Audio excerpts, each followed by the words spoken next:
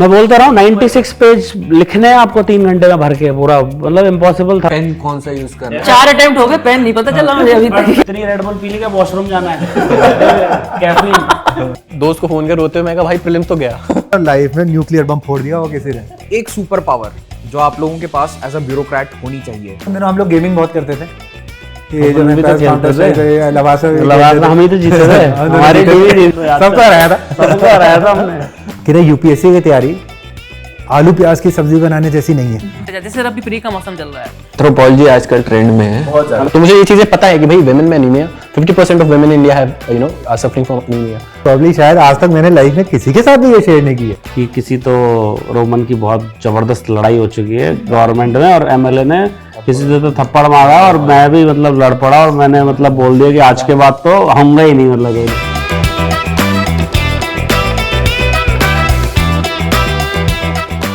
आप लोग IPL follow करते हैं? हाँ करते हैं। Favourite teams? हमारे तो रॉयल्स है भाई, राजस्थान राजस्थान से आते हैं, रॉयल्स है वही। मतलब जब मैं तो आज भी याद है 1 जून को 2008 में मेरा पेपर था एम्स का, मैकुलम पहली बार राजस्थान के बाहर गया था। नहीं मैकुलम नहीं, फाइनल था उस दिन। फाइनल था तो चेन्नई के साथ। मैं लाइफ में पहली बार राजस्थान के बाहर निकला था, और वो भी दिल्ली। भाई पेपर चल रहा है और वहाँ पे वो फाइनल चल रहा था। मैं तो सुबह पहले एम्स क्रैक कर गया, फिर राजस्थान वाले ना आईपीएल, तब से उनका फैन हूँ। और अब 16 साल हो गए, तब मैं 16 का था, आज 32 का हो गया। मुझे तक उनकी वापस ट्रॉफी नहीं है एक दोबारा। बट तो आरसीबी को फॉलो करता हूं, जिसने एक फिर तो पूरी चलो। स्टार स्टडीड टीम है। मैंने वो ये ना, ये भी एक एग्जांपल है कि you have all the best players but still they can't. Team sports अलग चीज होती है। मतलब आप 90s का इंडिया देख लो, 2000s का इंडिया देख लो, it was always star studded.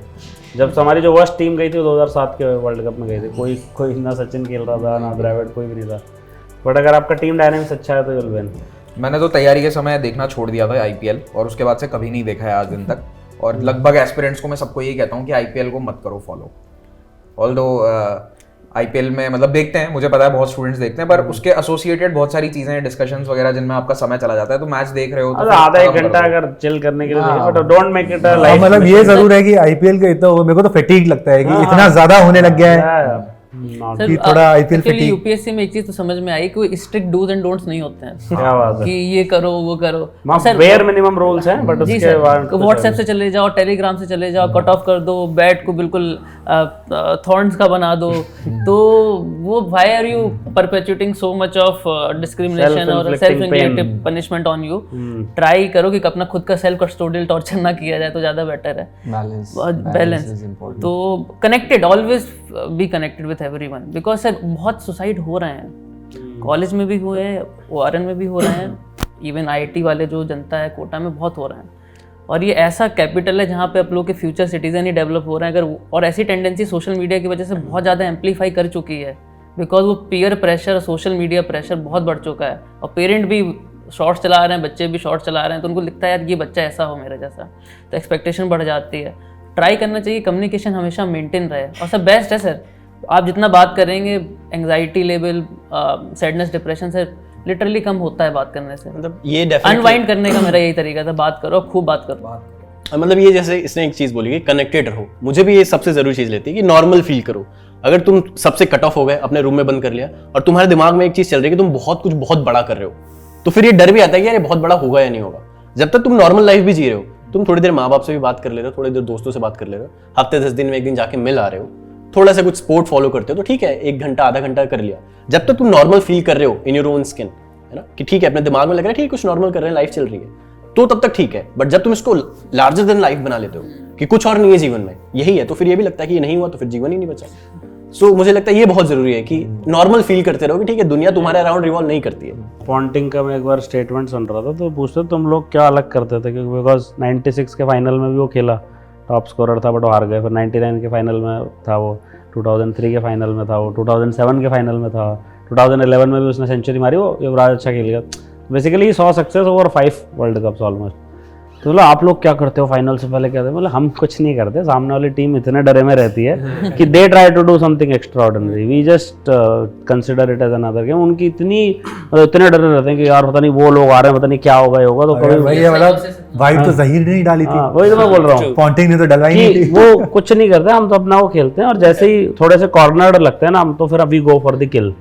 तो मतलब फर्स्ट इनिंग्स में ही आप देखोगे मैच खत्म हो जाता है। 99 का वर्ल्ड कप ले लो, 2003 का वर्ल्ड कप, फर्स्ट इनिंग्स में दे डिस्ट्रॉय इस एग्जाम में भी ऐसा है कि मैं ऐसे लोगों को जानता हूं जो लार्जर test देन वगैरह में लाइफ अच्छा तो कभी perform- बनाना ही नहीं है इस एग्जाम को, मतलब it's impossible to crack it after taking so much और वो हेडेक जो प्रेशर, इट्स नॉट हवा है, सस्टेनेबल। बेसिकली जो हवा है प्रीलिम्स का, ऐसे लोग हैं जो टेस्ट वगैरह में अच्छा परफॉर्म कर रहे हैं, 110 प्लस स्कोर कर रहे हैं, और वहां प्रीलिम्स में जाके 2-4 नंबर से कट ऑफ मिस कर रहे हैं, बिकॉज वो एग्जामिनेशन हॉल में जाने के बाद उनको लग रहा है कुछ बहुत बड़ा कर रहे हैं, युद्ध जीतना है, और फिर वो मेंटालिटी वहां पे आ जाती है, आप तुरंत मतलब आप सोच ही नहीं पा रहे हो, आपका दिमाग ब्लॉक हो रहा है।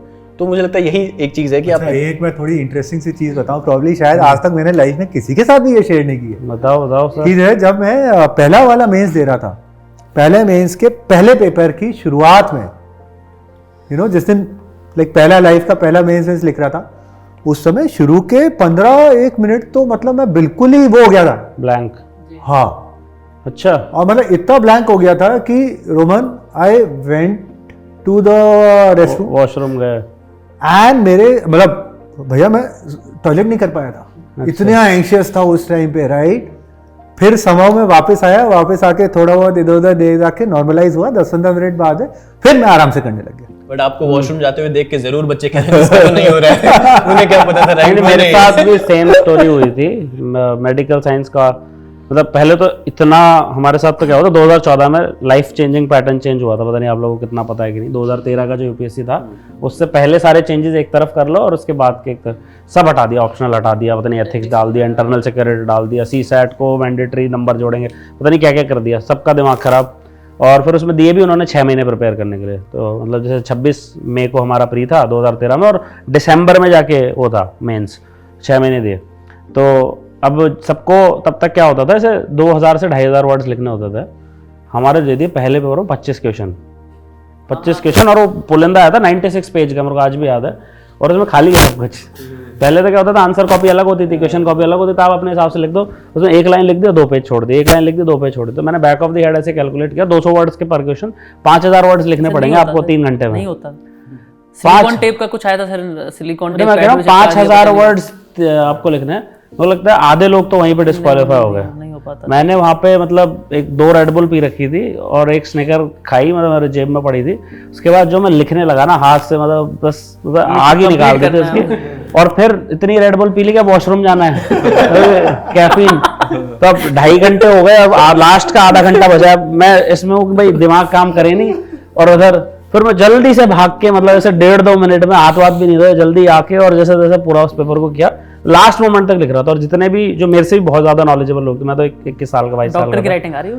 हाँ, मेरे को पता नहीं क्या लिखा है, बट ज्यादातर लोगों का तो मैं बता रहा हूँ 25 में से 18 भी अटेम्प्ट नहीं किए थे लोगों ने, 17 भी अटेम्प्ट नहीं किए थे, क्योंकि वो सबसे बड़ा शॉकर था। आज तक कभी नहीं आया सर। और सर उसमें देखा बहुत बड़ा शौक था। आप लोगों का पेपर देखा है, 25 में A B C भी लगाया हुआ है उन्होंने। मैं बोलता रहा हूँ 96 पेज लिखने हैं आपको 3 घंटे में भर के पूरा, मतलब इम्पॉसिबल था। मतलब जो मन में आया, जो करा, क्वेश्चन नहीं छोड़ना। ऑक्सफोर्ड की कोई रिसर्च थी जिसको बताया गया है कि बिना सोचे और समझे आप 4000 वर्ड एट मैक्स लिख सकते हैं। हाँ, इधर आपको क्रिटिकली एनालाइज करना है, एक्सप्लेन करना है। अच्छा, इसमें बता दूं कि ना आप मौके पे उस टाइम पे वो वर्ड्स तब लिख पाओगे जब सारी चीजें आपके माइंड में सेट होंगी, जब उसके पीछे से ज्यादा समझ में आता है। बिल्कुल, उसके पीछे की आपकी तैयारी कैसे, वो आपके माइंड, क्योंकि लेदे के टॉपिक्स वही है, थीम्स वही है, जस्ट उसको अलग अलग एंगल से पूछा जाता है। आपके पॉइंट्स वो वही की वही कॉमन होते हैं, जस्ट आपको एक डिफरेंट तरीके से प्रेजेंट करना होता है। यदि आपके माइंड में ये सारी की सारी क्लैरिटीज हैं, तब तो क्या आप उस टाइम पे इंस्टेंटली जैसे आप बोल रहे हो वैसे ही लिख पाओगे, जैसे बोल रहे हो वैसे, बस हाथ मेरी स्पीड स्लो थी, बोल मतलब दिमाग ज्यादा तेज सर। अभी तो छाला पड़ा हुआ है मेंस का 26 सितंबर का। और sir I am very bad at mains. अभी दिख रहा है यार, बहुत मोटा सा हो जी रखा है सर, अभी पहले और मोटा था 26 सितंबर को। कैंवस बन गया। बिल्कुल बिल्कुल ये देख लो, ये करना पड़ता है, छाले डलवाने पड़ते हैं आगे। छाले पड़े। मेरे तो हाथ में दर्द होने लग गया था, फिर मैं ब्रेक में फिर से 1-2 रेड बुल पी के फिर अंदर गया। 2 ही अलाउड होती है डेली। साथ में गर्म पानी में हाथ डलवाने के लिए, दबाने के लिए। तो उस रेड बुल पे पीछे लिखा हुआ था do not drink more than 2 red bulls per day. मैं बोला भाड़ में जाओ, अभी तो 4 रेड बुल पी के वो पेपर दिया था भाई। आई थिंक दिसंबर में भी हुआ था अपने एग्जाम से। हाँ, एक से 5 शुरू में और आप हाथ ही नहीं चलता। 1 से 5 दिसंबर पेपर था, इतनी ठंड दिल्ली में। मेरा तो सेंटर द्वारका था, एम्स से द्वारका जाना पड़ता, सुबह 6 बजे उठता था वहां निकलने के लिए। मतलब हाथ ऐसे बिल्कुल चलते ही नहीं। काफी लोगों ने I know some senior from my college, उन्होंने निकोटीन पैच लगा के भी दिया। भाई ये सब एडवाइस अभी अनसॉलिसिटेड एडवाइस है। अरे हाँ, ये सब डिस्कशंस जो होते थे पेन कौन सा यूज करना है, Definitely. मतलब पेन के ऊपर इतने बड़े कॉन्वर्सेशंस इस पे यार इसमें तो मैंने भी वीडियो बनाया यार पेन पे, 4 अटेम्प्ट हो गए, पेन नहीं पता चला मुझे अभी बट तक पेन कौन तो सा यार use पायलट किया है। पायलट V7 में अगर यूज सर, करता V7 था, पहली बार use हाँ, किया इस बार। वो काफी सही होता Paper है complete पायलट। तो आपने ही फेमस करा था वो video मैंने V7 मैंने ही वाला। वीडियो बनाया था क्योंकि मैंने एक्चुअली 200-300 पेन से थोड़ा थोड़ा एक मिनट लिख के देखा था, तो उसमें हाईएस्ट वर्ड्स आ रहे थे और राइटिंग भी थोड़ी समझ में आ रही थी। सेल बढ़ गई थी पायलट की। हाँ, सर V7 से लिखा है ब्लैक वाले से, पिछले अटेम्प्ट में जिसमें आईपीएस मिला 35 नंबर का छोटा है, 5 नंबर होते यूपी का ऑर्डर मिल जाता। और सर दूसरे में क्या किया, उन्होंने कहा पेपर मेरी राइटिंग तो बिल्कुल नहीं हो पाएगा, बोल तो खूब लेता हूँ, लिख तो नहीं पाऊंगा बिल्कुल। तो सर पहले ही कंक्लूजन डाला है, मैं पहले किसके नीचे तो नहीं जा पाऊंगा। अच्छा पहले वो वर्ड लिख दिया, लिख दिया। हमने कहा भाई पहले अच्छा सा कंक्लूजन डालो फिर लिखो उधर से आके। अच्छा, इस पेन वाले से याद आया, आप लोगों को अक्सर एस्पिरेंट आकर बहुत ही अजीब से सवाल भी हाँ, पूछते ये होंगे। बताओ यार। तो सबसे स्टूपिड या फिर सबसे आउटरेजियस सवाल जो आप लोगों ने फेस किया है फ्रॉम द और एस्पिरेंट? मतलब कॉमनली आस्क्ड बट स्टूपिड, मतलब जिसका परसेप्शन ही बिल्कुल ही खराब है, मतलब क्वेश्चन। अच्छा मैं बताता हूँ सर क्या चेंज आया लाइफ में? एक्चुअली मतलब लिटरली वाला जो सवाल होता है क्या चेंज आया, माना लोग तुम्हारे अराउंड चेंज हो गए बट तुम्हारा लोगों के प्रति ट्रीटमेंट नहीं चेंज होना चाहिए। तो ये बहुत मतलब बहुत जेन्युइन सवाल है बट स्टूपिड सा लगता है। क्या चेंज है? माना कि 29 तारीख को 29 मई को जब कुछ नहीं था हाथ में और 30 मई को रिजल्ट आ गया, बट सर कंटेंटेड फील होता है, बट लगता है कि सवाल लोग क्यों पूछ रहे हैं। और सर ऐसे लोग भैया मेरी सर- लाइफ में तो आया सर- चेंज, ऐसा नहीं है। सर- नहीं, सर, change एक और चीज़- चेंज आता है देख, और जो मेरे तो ऐसा था, मतलब लाइफ में न्यूक्लियर बम फोड़ दिया हो जी किसी सर, ने, सर आपकी पहली रैंक थी ना सर। स्टिल जो है फर्क तो आता है। सर एक दूसरी चीज और है, इतने फैमिलीज के सर कॉल आए जिनका मैंने पता नहीं किन डोमिसाइल नाम भी से नहीं नाम सुना। रोशन किया है। और सर उनके सर जब एक्सट्रीम मोमेंट्स में एक्सट्रीम नेसेसिटी थी कि यार कॉल करें तब नहीं आए, तो लगता है कि यार पता नहीं क्यों हो रहा है। Then it is on upon you कि आप थोड़ा सा ये जो हवा क्रिएट हो pinch रहा है of salt आपके के साथ लो, around, हाँ, इसको थोड़ा सा अपने लोग पहचान पाओ कि क्या है। तो सर ये बहुत अजीब सा लगता है, स्टूपिडिटी उनके क्वेश्चंस में नहीं उनके ट्रीटमेंट पे ज्यादा लगती है कि तुम्हें ट्रीट कैसे लग कर रहा है। You were saying something. हाँ तो मतलब एक मेरे एक्चुअली यूट्यूब वीडियो पे एक बहुत स्टूपिड सा कमेंट आया था कि सर इतना पढ़ लिख कर IAS IPS बनने का क्या फायदा जब आपको लड़की ऐसी मिलेगी जिसका पहले बॉयफ्रेंड रह चुका हो। Oh my God. तो लोगों का ये भी डाउट है कि सर क्या फायदा, इतने बड़े ओहदे पे पहुंच जाओ। बताओ क्या फायदा। आपको पूछे गए ऐसे सवाल कभी? इस तरीके के रहते आप हैं। न्यूक्लियर बॉम्ब का कुछ बता रहे थे गौरव, मतलब क्या मेजर चेंजेस क्या थे, मतलब थोड़ा बताओ। यार नहीं मतलब एक्चुअली सो सेकंड वाले उसके बाद फर्स्ट रैंक आने के बाद तो तब तो एकदम ही मतलब पता नहीं क्या हो गया था। आपके चक्कर में मेरा कट गया था। जयपुर में मैं सेकंड रैंकर था, तो मेरी तो इतनी सी फोटो आई थी, इतनी सी फ्रंट पेज पे आई थी, और गौरव की ऐसे ये बड़ी सारी पूरा जो टॉप हाफ था दैनिक भास्कर का पूरा सर, हम लोग गौरव भी सर ले गया। एक ही देखी है। मेरा छोटा सा उस समय मैं वहीं था, NPA में ही था। हाँ एनपीए में ही था मैं, IPS ट्रेनिंग में ही था। एंड समाउ क्या होता था ना, लाइक हमारे यार टाइम पे एक वो होती थी ऑर्कुट की एक कम्युनिटी होती थी, और कुछ शायद जिंदा सिर्फ उस कम्युनिटी पे ही था, फिर बाद में वो बंद हो गया। उसमें क्या होता था ना कि लोग एक्चुअल रिजल्ट आने से पहले अपना अपना वो रिजल्ट निकालते रहते थे। तो यार जो जिसको जानता है अपने 4-5 दोस्तों का करके वो रिजल्ट निकाल देता। तो हमारे IPS अकेडमी में कई सारे लोग थे हमारे साथ वाले जो इस तरह से रिजल्ट निकालते रहते थे। एक कोई बंदा था जिसने निकाला था, जिसके अंदर मेरी उसने रैंक 1 डाली थी, और फिर तो वास्तव में आई इनसाइडर। तब तो आई मीन हाँ भाई। फिर तो जो है बच्चे देख रहे होंगे, और कुट करके भी कुछ हुआ करता था, बहुत पुराना सोशल मीडिया हमारे टाइम का होता था। ये फेक PDFs का भी काफी बीच में आ गया था। अच्छा ये अभी सब भी भी हो आता गया है। क्या ये हाँ, क्या आता ये है। रिजल्ट वाले दिन फेक PDFs आ जाते आती है, हाँ, पूरे fake लिस्ट होती है PDF, उसमें। जैसे रिजल्ट आने वाला है उससे 2-3 कौन दिन सैडिस्ट पहले लोग हैं भाई? कोई क्या भी फायदा होता है start इससे? कर देते हैं। अच्छी अरे, खासी कम्युनिटी से Telegram- 50-50 हजार लोग हैं सर, काम ही यही करते हैं। वो टेलीग्राम क्लिक करवाना होता है, they put some link in there, वो उसमें कहीं ना कहीं क्लिक करोगे और उनकी वेबसाइट पर अच्छा, using मैं मुझे नहीं एक और चीज है जो मैं फील करता हूँ, उस समय ना UPSC के अंडर सेक्रेटरी होते थे इमरान फरीद जी करके कोई होते थे। तो क्या होता था उनके नंबर, अब हम सब लोग यार रिजल्ट का वेट कर रहे हैं, सब लोग बेरोजगार हैं, कोई काम धंधा कुछ है नहीं, रिजल्ट आने में है, कब आएगा, आज आएगा, कल आएगा करके कोई फरीद जी का नंबर डाल देता था। ये बहुत होता था। पागलों की तरह उसको कॉल करते और उस रहते थे। टाइम पे UPSC फ्राइडे की शाम को शाम रिजल्ट को डिक्लेयर result करता निकालता था, जैसे ही ऑफिस बंद हो जाते थे, और फिर सैटरडे संडे कोई कॉल नहीं उठाएगा, चाहे कुछ भी कर ला। अब जो है on the other side of the table, अब जैसे मैं अभी एजुकेशन डिपार्टमेंट में हूँ या दूसरे डिपार्टमेंट में, तो हम लोग रिक्रूट करते हैं यार। हमारा नंबर कोई ऐसे व्हाट्सएप ग्रुपों के अंदर डाल देता है, सुबह 5-5 बजे से जो फोन आने लग जाते हैं कि कब रिजल्ट आएगा, रिजल्ट कब आएगा। तो मेरे से तो एक एस्पिरेंट आता है ऐसे रिसीविंग एंड में आ गया। मैं बैठा था receiving end पे आ गया। नहीं मैं बैठा हुआ था, मैं ऐसे कुछ कहीं तो सेमिनार लेने गया था दिल्ली यूनिवर्सिटी में, ऐसे 2-3 हज़ार बच्चे आ गए और मतलब 3,000 बच्चे बाहर खड़े हैं, उसकी मुकेश को चेस्ट इंस्टीट्यूट कर गया। तो अब वहाँ पे एसपीएस पे आपको पत्थर वत्थर फेंकने लगे कि हमें घुसने नहीं दे रहे अंदर। तो मैं बोला डोंट वरी, मैं बाहर आ गई, वापस ले लूँगा सेमिनार।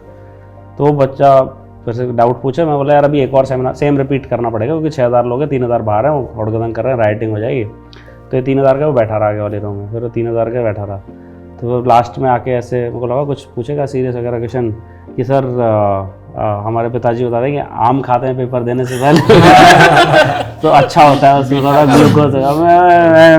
मतलब यार खाओ, आम खाओ, कुछ भी खाओ, क्या फर्क पड़ता है, मतलब अंधविश्वास का मतलब देयर इज selection नो। के बाद ये भी रहता है ना, जैसे कि सबको थोड़ा मसाला जरूर चाहिए होता है। हाँ। तो व्हेन मीडिया इज कॉलिंग, जैसे सर का फर्स्ट रैंक था तो मेरा भी टॉप उसमें था, तो मीडिया हर वक्त कॉल करेगा तो अच्छा बैकग्राउंड लेगा ये, तो उनको कुछ उस टाइप का मसाला नहीं मिलता ना। तो एक मीडिया वाला पूछ रहा है सर अच्छा हेडलाइन क्या बनानी है, तो उसमें फिर कह रहे अच्छा सर आपका फैमिली में कोई पुलिस से प्रताड़ित हुआ है क्या? मैंने कहा, नहीं, ऐसा कुछ नहीं है। बिल्कुल ऐसे टाइप कर दो, टाइप कास्टिंग कर दो, ऐसा कुछ ना कुछ कुछ तो होना करो। चाहिए। हाँ, किसे तो में काम कर रहा है। हाँ, तो इंडिया का टैलेंट में आती है ना वो स्टोरीज तो की। वो स्टोरीज तो रिक्शे वाले का बेटा कहीं ना कहीं अफेक्ट करते हैं लोगों के एस्पिरेंट्स की साइकी पे। वो देखते हैं हेडलाइंस के रिक्शा वाले का बेटा है, ये भाई ऑब्वियसली मेहनत करते हैं कुछ लोग, बनते हैं, लेकिन that is not the wholesome reality जो एकदम पोर्ट्रे हो जाती है। और हर एक को ये ओपनली लगता है- बोल दिया कि पुलिस वालों ने प्रताड़ित किया हाँ, है। हाँ, वो मीडिया वाला कह रहा आई है। थिंक स्टोरीज में बेस्ट स्टोरी तो उनकी थी, शाह फैसल बॉस की, वो थी मतलब हम्म। और भी एक दो आईपीएस थे जिनके किसी की फादर की डेथ हुई थी, there was a female IPS officer, तो उन्होंने वो केस सॉल्व करवाया after she became Sarfarosh movie type की स्टोरी हो गई है तो एग्जैक्ट सेम स्टोरी। जेन्युइन है एस्पिरेशंस, बट हाँ ये इसको बहुत ज्यादा बना वो दिया गया बना है दिया कि गया है। ऐसे एक कुछ उससे आना जरूरी एक है। इंसिडेंट से पूरा नेक्सस जोड़ देते हैं, result नहीं आता है। सिंगल माइंडेड ऐसी चीज से थोड़ी आईपीएस निकालोगे यार, वो 30 साल उस केस सॉल्व हो गए फिर क्या करोगे अगले 25 साल, वो भी तो है, मतलब ऐसे it doesn't work that way life. Right, आप लोग ही कुछ इनसाइट्स अपनी दें एस्पिरेंट्स को कि क्या करना चाहिए, क्या नहीं करना चाहिए, या in general as a career IPS IAS इनको सिलेक्ट करने से पहले कुछ बातें ध्यान में रखें। और गौरव जी आपके लिए एक सवाल है कि पॉलिटिकल इंटरफेरेंस होता है या नहीं होता है? आपने 8-9 साल बिता दिए हैं सर्विस में, अक्सर एस्पिरेंट ये हमसे पूछते हैं टीचर्स की सर ये तो नेताओं की सुननी पड़ेगी, उनका काम करना पड़ेगा, ये सही में होता है क्या? वी हैव टू रियलाइज कि we live in a democracy. देखो bottom line is we live in a democracy, and democracy में आप लोग जो है आई मीन ऑफिसर जो है रिप्रेजेंट नहीं करते हैं पीपल को, पॉलिटिशियंस करते हैं। That is the bottom line which you have to respect and you should have the humility to respect. उसमें भी मैं आपको बताऊं, मेरा तो एटलीस्ट एक्सपीरियंस ये रहा है कि I mean by and large जितने पॉलिटिशियंस होते हैं, एटलीस्ट जो सीनियर लेवल पे होते हैं, they are very mature people. They know क्या चीजें हो सकती हैं, क्या चीज नहीं हो सकती है। उनके कंपल्शन होते हैं कि कई बार उनको आपको फोन करना पड़ेगा, अब कोई सामने ही आ गया, सामने आके बैठ गया, उनको तो यू नो लाइक उनके कंपल्शन होते हैं। I mean forget about them, कोई हमारे सामने आके बैठ जाए, आपको पता है कि यार इसका काम जो गलत, तो भी हो सकता है एक बार आप फोन करो कि भाई इसका देख लेना, कुछ कर लेना। So but they are very reasonable people, very mature people, and उसको इंटरफियरेंस नहीं कहेंगे, उसको बाय एंड लार्ज मैंने तो ये देखा है कि मेरे पास में जितने पॉलिटिशियन बहुत आते हैं, 10 में से 9 काम तो होने लायक होते हैं, एंड एक्चुअली होने चाहिए थे। बट एज आई सेड ना, कहीं हमारा बीच में सिस्टम इतना ब्रोकन सा हो जाता है कि जो जेन्युइन चीजें वो नहीं हो पाती, जिसके लिए इन इस तरह से कॉल्स की, चाहे उनके हों चाहे हमारे हों चाहे किसी को, उनकी आवश्यकता पड़ती है, which is where you know actually our contribution should come. But anyways फिर क्या होता है कि जो चीजें नहीं भी होती है, राइट, नहीं होने लायक होती है, आई थिंक यदि आप पोलाइटली बताते हो, क्लियरली बताते हो, तो even they are very relieved. वो भी जो है सामने वाले जो उनके पास है उसको कम्युनिकेट कर देते हैं, एंड कहीं इस तरह से नहीं होता है। यदि आप ईगो रखते हो, आप इम्पोलाइटली कुछ करते हो, then obviously nobody would you know tolerate that, चाहे पॉलिटिशियन हो चाहे कोई भी हो, कुछ भी। If you are reasonable, by and large people will be reasonable with you. If you are unreasonable, then I mean जो कॉन्सिक्वेंसेज आपको करने होंगे। सो ऐसा इंटरफेरेंस वगैरह नहीं होता। एंड देखो ऐसा है, फिर भी कहीं आपके कोई पड़ जाए इस तरह से यू नो कि बिल्कुल ही नहीं मान रहा है, अनड्यू प्रेशर लग ही रहा है, ये वो, आपके ऊपर प्रेशर उतना ही लग सकता है जितना आप प्रेशर लेते हो। एंड प्रेशर आप किस चीज़ का लोगे, पोस्टिंग का लोगे ज़्यादा से ज़्यादा, या और कोई आपका वैसे इंटरेस्ट है तो लोगे। यदि आप किसी चीज़ का प्रेशर ही नहीं लेते तो कोई आपके ऊपर प्रेशर डाल नहीं, लेवरेज ही नहीं है। हमारे पास तो बड़े से बड़े जो लोगों के फोन आते हैं, जो चीज़ नहीं होने वाली होती है हम साफ साफ बोल रहे हैं सर ये बात है, इस वजह से ये नहीं हो सकती। And I seen by and large people appreciate that. फिर भी कोई अप्रिशिएट ना करे, आपके पीछे पड़ जाए, कर लेगा। I mean, actually the beauty of this services and the beauty of Article 311 is कि यदि आप कुछ गलत नहीं कर रहे हो then you can actually be fearless, क्योंकि कोई आपका कुछ कर नहीं पाएगा beyond just ट्रांसफर। उसके beyond actually कोई आपका कुछ नहीं कर पाएगा। If I remember correctly, there was a case जहाँ पे आपके साथ एक बार ऐसा हो चुका है कि कुछ ट्रांसफर हुआ था, काफी पहले की बात है। मैं तो होते रहते ट्रांसफर, होते रहते हैं बता तो रहते हैं, हर 8-9 महीने में चक्कर लगता रहता है। बिकॉज मैं राजस्थान से ही हूँ, तो राजस्थान के अखबारों में इट मेड सम हेडलाइंस, आपका नाम देखकर वो एकदम से हो जाता है, अरे ये तो रीसेंट टॉपर है हमारे AIR-1 है। तो बस this is the reality. But या एक्चुअली उस केस में तो देखो what I did was right, but how I did was not practical. Okay, that was not the right way of doing it. So basically ये था कि वहां पे लोकल एक इन्फ्लुएंशियल पॉलिटिशियन थे, काफी इन्फ्लुएंशियल पॉलिटिशियन थे जिनका मैंने घर तोड़ा था। उनको भी पता था उनका घर गलत बना हुआ है। आज की तारीख में भी आए यदि वैसा केस तो आज भी वो घर टूटेगा, लेकिन जस्ट दैट की डिफरेंट तरीके से होगा। आई मीन प्रॉब्ली वो खुद ही जो है तोड़ ले। आई mean that is actually the maturity.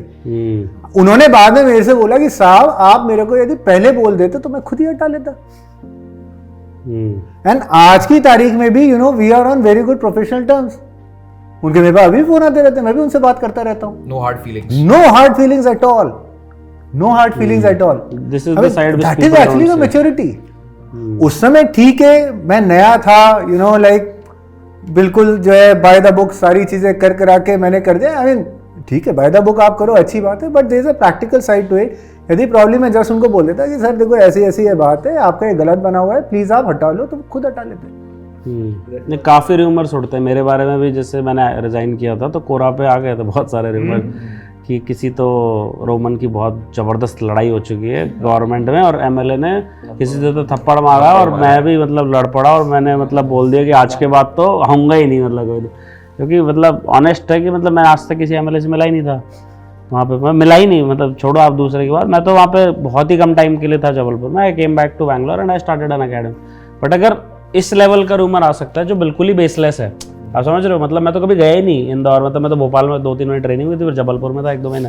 बोले MLA से लड़ लिया इंदौर में, और वहाँ पे उन्होंने थप्पड़ मार दिया। मैं गया ही नहीं था मेरी लाइफ में आज तक। एक्चुअली अधिकतर ये जो लड़ाई होती है ना, ईगो की लड़ाई होती है। अब इस नौकरी में रह के आपको एक चीज तो करनी पड़ेगी boss, whether you like it और नॉट, आपको आपका ईगो बाहर रख के आना होगा। Nobody is going to take from you. Right? I mean that once you realize that thing, then you can be as firm as you want. in fact मैं तो आपको बताऊं कि जिसका मेरे को काम करना होता है, I mean वो चाहे मेरे पास में आवे, चाहे एक बार आके चला जाए, मैं कर देता हूँ। जिसका नहीं करना होता उसको जो है मैं आराम से आधा घंटे बैठा के जूस वूस पिलाऊंगा और ये वो बता। एक बार तो ऐसा ही हुआ लिटरली कि कोई बहुत ही जो है इन्फ्लुएंशियल वो थे, एंड मेरे को शुरू से ये था कि भाई इनका मैं नहीं करने वाला हूँ कन्वर्जन, बिल्कुल टच भी नहीं करूंगा मैं इनका जो है। वो मेरे पास में आए, काफी हाई प्रोफाइल, वो राजघराने टाइप्स के वो थे। मैं उनको बैठाता था, बात करता था खूब, जो है पता नहीं स्पाइडरमैन और जाने किस किस की मार्वल कैरेक्टर्स और कैसी कैसी बातें करता था, खूब जूस वूस पिलाता था उनको। करते करते इतना हो गया कि मेरे अगले शिकायत चली गई कि साहब ये इनका जो है गलत काम। फिर मैंने मेरे बॉस को बताया कि सर मैं तो करना होता था अब तक कर चुका होता सर, जो मेरे को कुछ नहीं करना लैंड यूज चेंज के काफी आते हैं आपको। अरे इफ यू आर रीजनेबल ना, नोबडी, आप किसी का नहीं भी करोगे, आप उसको समझा दो तो इस वजह से मैं नहीं कर रहा हूँ, एंड आपकी रेमेडी है, then by and large people would be okay. Sir आपने से जो फेक न्यूज़ की बात की थी, ये जिसने उड़ाया होगा ना, वो से 4 थप्पड़ खा लेगा IAS बनने के लिए। अरे बट मैं तो बोल रहा हूँ किसी चीज का, चलो ऐसा होता है कि MLA से एक्चुअली मेरा कुछ झड़प हुई और फिर उसमें थोड़ा सा तड़का डाल दिया कि भाई थप्पड़ मारा था, जैसे यहाँ तो कोई सर कहते छोड़ हैं कैसे सकता है कि जैसे जूस का सर ने कहा, यहाँ पे चाय का बहुत वो है कि DM साहब की चाय पिलाओ इनको, तो कोई भी चीज जो नहीं होनी है वो DM साहब की चाय से हो जाती है। तो चाय इज नॉट लाइक कि वो कुछ फेवर कर रहे हैं, चाय यार आप किसी को बुला लो, पॉलिटिशियंस की आधी वो वहीं पे हो जाती कि they sitting you are giving them respect, that respect, तो वो एक कर्टेसी वो चाहते हैं। दूसरा एक मतलब मुझे बहुत अच्छा लगा था, सर ने मेरे ये चीज़ सिखाई थी कि पब्लिक स्पेस में कभी भी उनकी वो स्पेस ऑक्यूपाई करने का ट्राई मत करना। When there in public space तो उनके वो स्पेस उनकी है, लाइमलाइट उनकी है, वो वोटर्स उनके हैं, वो लोग उनके हैं, वो वहाँ पे कुछ भी ऐसी चीज़ वो नहीं करना चाहते या सुनना चाहते जो कि उनके उस पर अफेक्ट करे, क्योंकि वो तो 5 साल के लिए एंड हम लोग तो यार एक बार आ गए सर्विस में तो वी कंटिन्यू फॉर लॉन्ग। तो वो स्पेस कभी उनकी वो नहीं होनी चाहिए कि दे फील कि यहाँ पे उन्हें अफेक्ट हुआ है, तो वो कभी कभी ईगो पे ले जाते हैं। तो that's a principal that I have kept with my self कि वो स्पेस उनकी है भाई, उनके पास रहनी चाहिए। माई स्पेस इज ब्यूरोक्रेटिक स्पेस जो मैं रखूँगा। पॉलिटिक्स में सिर्फ परसेप्शन का कैपिटल तो बहुत हाई है, थोड़ा सा भी परसेप्शन बेकार हुआ और जहाँ पे पॉलिटिकल न्यूट्रलिटी की बाउंड्री क्रॉस की तो सर वो बैकलैश तो आएगा ही उस साइड से, सर बहुत आता है, लिटरली आता है। कई बार तो सर ऐसी वीडियोस पड़ी हैं जहाँ पे IAS ऑफिसर इंक्रोचमेंट हटाने के लिए गए, अब वो म्यूनिसिपैलिटी एक्ट के ऊपर बात कर रहे हैं, तुमने कानून नहीं पढ़ा, तुमने कानून नहीं पढ़ा, और भीड़ लग गई उधर। अब देखिए वीडियो बन रही है, शॉर्ट्स बन रहे हैं, देखिए नेताजी लड़ रहे हैं अधिकारी से, अधिकारी ने क्या जवाब दिया, थंबनेल में लिख के आ रहा है, काफी इशू हो जाता है। ये तो आई थिंक नेता के लिए सर वो अच्छी है because any publicity is not a bad publicity, but जो ब्यूरोक्रेसी में एनोनिमिटी का जो था वो तो अभी कुछ हद तक तो वो डाइल्यूट हुआ है। अभी काफी सारे लोग यूट्यूब पे, इंस्टाग्राम में सर बहुत ज्यादा इन्फ्लुएंस करने लगे। इंस्टाग्राम शादी कोई भी इवेंट होता है ब्यूरोक्रेट की शादी का, इनकी शादी हो गई, इनकी सगाई हो गई, उसी के वीडियो चल रहे हैं, एस्पिरेंट भी उसी को देख रहे हैं, इवन बर्थडे पार्टीज। अरे आपका उससे सिलेक्शन नहीं होने वाला है, कोई किससे शादी कर रहा है that is not your concern. Big boss मत बनाओ मतलब इसका। इसमें कई तो चैनल्स एस्पिरेंट्स ही चलाते हैं, तो अगर कोई देख रहा है तो थोड़ा कम कर दो यार, ये दूसरों के लिए नुकसानदायक है। आपका चैनल चल रहा है but it is harming royal entry videos या रॉयल एंट्री वीडियोस वगैरह जो हैं, तो ये तो है। कभी आपको ऐसा लगा कि कोई इररिलेवेंट सोर्स हम पढ़ रहे हैं, पढ़ते समय लगता था कि इससे क्या सवाल आएगा, और उससे कभी सवाल आ गया हो? जैसे कई लोगों को लगता है कि ये इंडियन एक्सप्रेस, हिंदू, ये नहीं पढ़ने चाहिए, there are many people who don't read them regularly, लेकिन आते हैं सवाल। कोई ऐसा आप लोगों के साथ कोई सोर्स? हाँ सर, यही तो ब्यूटी इस एग्जामिनेशन की, आपको पता नहीं है, आपने जो छोटे में पढ़ा हुआ आ गया। एक गाना रंग बाती करके, रंग बाती उड़िया गाना है, कुछ क्वेश्चन था जहाँ पे ये बैकवर्ड लिंकेज हुई थी, जहाँ पे उस गाने की वजह से मैंने एक ऑप्शन एलिमिनेट किया था। वो चीज एक दूसरी स्लमडॉग मिलियनेयर हो गया तुम्हारा। हाँ सर, कुछ ऐसा हुआ। जैसे किट कैट वाला भी आया था उड़ीसा के बीच का, हाँ, वो एक फैक्ट उस पे ऊपर लिखा रहता है उस पे, तो but you can't cover it, the reality. Sir एक हैबिट है मेरी 2013 से, रीडिंग सुप्रीम कोर्ट जजमेंट्स, जो मैंने अपने डेफ में भी हॉबी लिखी है, बिकॉज प्रोफेशन भी ऐसा है और आदत भी पड़ गई, उससे सब बहुत सारी चीजें आ जाती है। आई वोंट सजेस्ट कि आप जजमेंट पढ़ो, but I have this habit जहाँ पे बहुत सारी चीजें एटलीस्ट गलत भी हुई हैं, क्योंकि ज्यादा पढ़ लिया है, और सही बहुत ज्यादा इसमें तो मेरी एडवाइस है, तो सब रिलेवेंट है, अपना जो काम की किताबें पढ़ो, 70-80% क्वेश्चन सही करो और रैंक ऑन आ जाएगी उसमें। मतलब उसमें ज्यादा दिमाग लगाने की जरूरत है नहीं, you go for everything.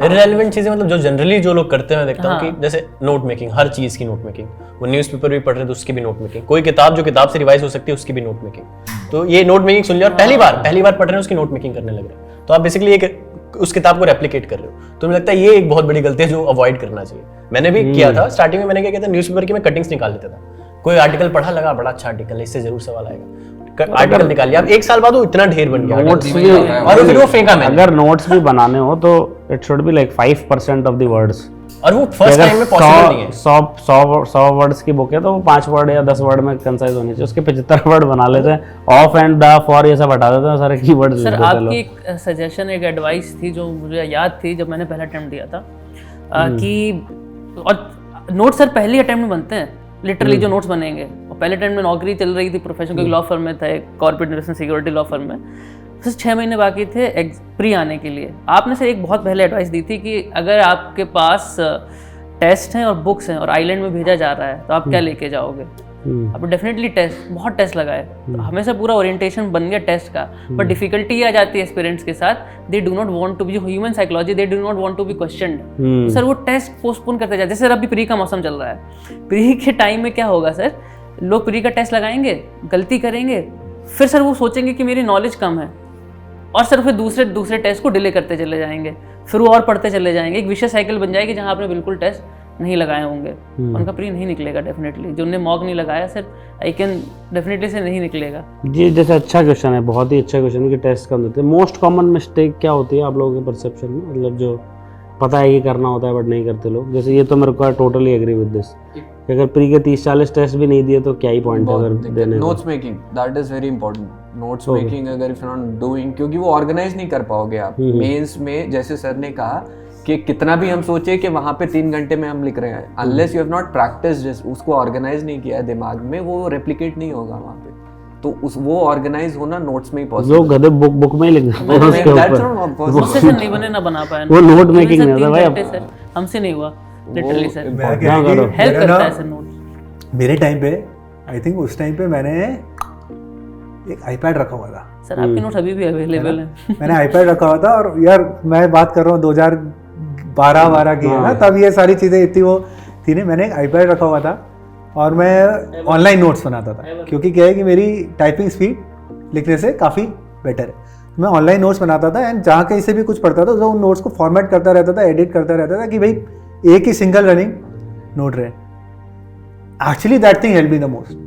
And ironically उस समय क्या है कि मैं कुछ टाइम के लिए यहाँ रहा था, नॉर्थ दिल्ली में रहा था। मेरे एक कॉलेज का फ्रेंड था जो यहाँ साउथ दिल्ली के अंदर रहता था, तो मैं हर संडे जाता था उसके वहाँ पे क्रिकेट खेलने के लिए।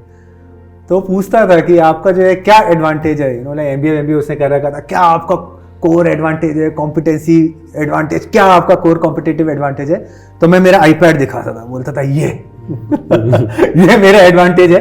And actually that was true. एक और चीज पढ़ी थी, आपका मेमोरी उड़ गई थी शायद इसकी आईपैड की, कुछ ऐसा इंसिडेंट हुआ है? रिसर्च करके नहीं सर के बारे में पढ़ा था कि ये ऐसा तो कुछ पता हुआ नहीं है। यार, क्लाउड में रहता था, एवरनोट में बनाता हुआ था। है, हाँ, कोई ये incident तो हुआ नहीं है। हो सकता। मेरे साथ जरूर हुआ था। मेरे 10 रजिस्टर रख के आया था मैं एम्स में, और 1-2 दिन गया नहीं था लाइब्रेरी में, किसी ने उठा लिया था 10 के 10। उस दिन के बाद से मैं सिर्फ ऑनलाइन नोट्स बनाता था, सिर्फ ऑनलाइन पीडीएफ से पढ़ता था। मैंने किताबें छोड़ दी थी, फिजिकल बुक तब आज पढ़ा नहीं। आप लोगों ने वो नहीं बताया कि अनवाइंड कैसे करते थे आप। सर मेरा बात करके कन्वर्सेशन। ओके, आपका कन्वर्सेशन था, यू सेड मतलब मेरा कि हाँ स्टेइंग कनेक्टेड, थोड़ा नॉर्मल फील करो। मेरे लिए ये था कि घर से बात करो। मैं तो भाई थोड़ा इंट्रोवर्ट था, मतलब मेरे को उतने लोग नहीं चाहिए होते थे, बट अपना गिटार या फिर स्विमिंग कर ली या फिर थोड़ा टीवी सीरीज देख ली। मतलब वो अब आपको आइडेंटिफाई करना। वो बोल रहा है कि मतलब गॉसिप करते रहो 2-3 घंटे बैठ के, तो प्रॉब्लम है ना, भेड़ चाल बहुत ज़्यादा है। चाहिए 4 टॉपर बोल देंगे कि भाई मैं तो हाँ मैं मम्मी से बात करता था, मैं बीवी से बात करता था, मैं दोस्तों से बात करता था, और मैं बाहर रोज जाता था मूवी देखने। तो बस वैसे बन जाएगा कि अगर अब कोई सोचता मेरे जैसे लोग क्या करेंगे जिनके 4 दोस्त ही नहीं है, तो फिर वो परेशान हो जाएगा। तो जैसे इसने सबसे पहले बोला था कि भाई इतना तो समझ में आ गया कि कुछ डूज एंड डोंट्स है नहीं, तो जो जेन्युइनली आपकी एंजाइटी कम करता है, जो रिलैक्स करता है, वो करो। उसमें भी ये थोड़ी बताएंगे आपको खाना कौन सा पसंद है, मैं थोड़ी बताऊंगा कि आपको मतलब दाल मखनी पसंद है कि भिंडी की सब्जी पसंद है, वो तो आप डिसाइड करोगे ना। मतलब इतना प्रिस्क्रिप्टिव हो गया ना, मतलब कि जैसे बता रहा था आम खाना चाहिए कि अमरूद खाना चाहिए, भाई मैं ये क्या कौन से पेन से लिखना चाहिए। मेरे को अब ध्यान आ रहा है, हाँ सिलेक्शन के बाद ना जब लोग भाई इस तरह के सवाल पूछते थे, तो मैं यार एक डायलॉग मारता था कि रे यूपीएससी की तैयारी आलू प्याज की सब्जी बनाने जैसी नहीं है कि आधा किलो आलू डाल दिया, आधा किलो प्याज डाल दिया, फिर 2 मिनट हिलाया, फिर ये 2 चम्मच नमक डाल दिया, फिर लाल मिर्च ऐसा डाल नहीं है भैया। आपको एक अच्छी पिक्चर बनानी है, और वो पिक्चर आपको आपके हिसाब से बनाएगा। आई मीन ऐसा कोई वो सेट फॉर्मूला नहीं होता कि इसी टॉपिक के ऊपर इसी स्क्रिप्ट वाली शोले भी अच्छी है, इंटरस्टेलर भी अच्छी है, और कोई लेना देना you just have to make a good movie. आप कैसे बनाते हो, it's totally up to you, what you feel is the personal touch होना चाहिए उसमें, तभी वो अच्छी मूवी बनेगी। It should show up in ultimately आपको अच्छे आंसर्स लिखने, वो आपको पता है उस लेवल तक जाना। How you go there is for you to figure. लेकिन एक चीज ये है कि अनवाइंड करने के लिए पहले उसके लिए वाइंड करो। हाँ सही बात है यार। आप अगर कोई भी चीज हाँ, जैसे 14 दिन स्लीपलेस नाइट आई तभी तो अनवाइंड करो। लोग यार 2 घंटे पढ़ के ऐसे 4 दिन छुट्टी पे चले जाते हैं, तो वो बहुत जरूरी है। कुछ लोगों की गिटार प्ले करते हैं, हमारी हॉबी। अब तुम 3 घंटे रोज गिटार प्ले हाँ। करते हो, तुम पढ़ाई को हैम्पर कर रहे हो, फिर that is not the correct way. अच्छा, एक परसेप्शन बना हुआ है कि जो ब्यूरोक्रेट्स हैं they don't have a personal life. आप अगर ब्यूरोक्रेट बन गए, specially in IAS, work life balance आपका पूरा it's gone for a toss. क्या ये सच है?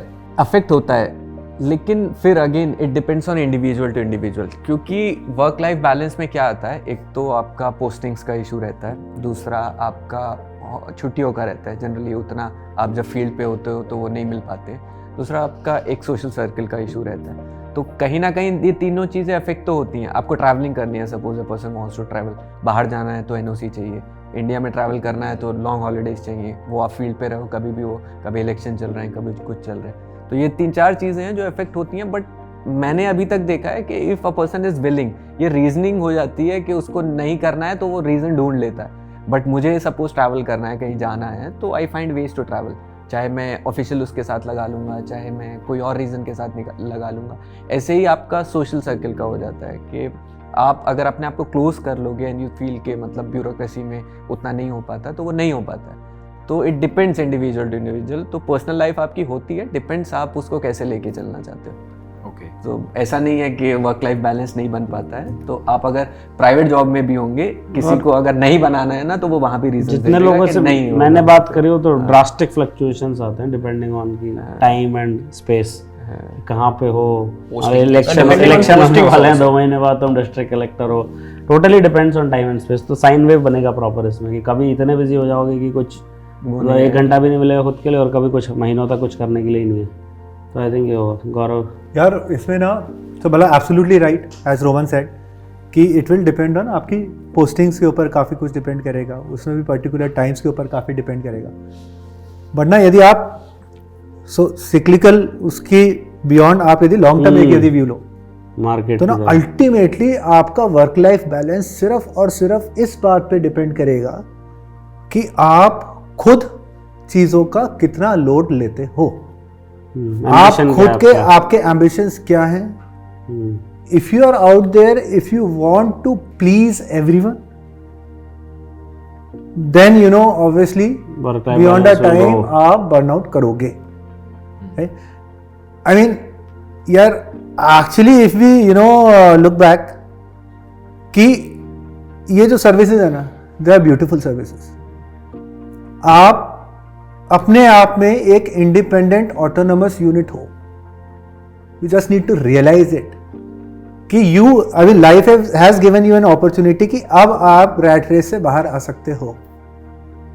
इसमें भी आपकी चॉइस है, आपको रैट रेस में पड़े रहना है तो I mean nothing can help you, right. I mean आपको पोस्टिंग्स के पीछे यदि पड़े रहना है, आपको हर किसी को जो है XYZ हर किसी को प्लीज करते रहना है, उस समय पड़े रहना है, आपको आपकी ACR के उसमें 360 चैनल या फिर आपकी जो ACR है, जो भी इन सारी चीजों में आपको यदि पड़े रहना है तो आप हमेशा एक्स्ट्रा लोड लेते चले जाओगे, लेते चले जाओगे, लेते चले जाओगे। You will be harsh on yourself, you will be harsh on your family as well. बच्चों को अनावश्यक रूप से you know they will suffer and all.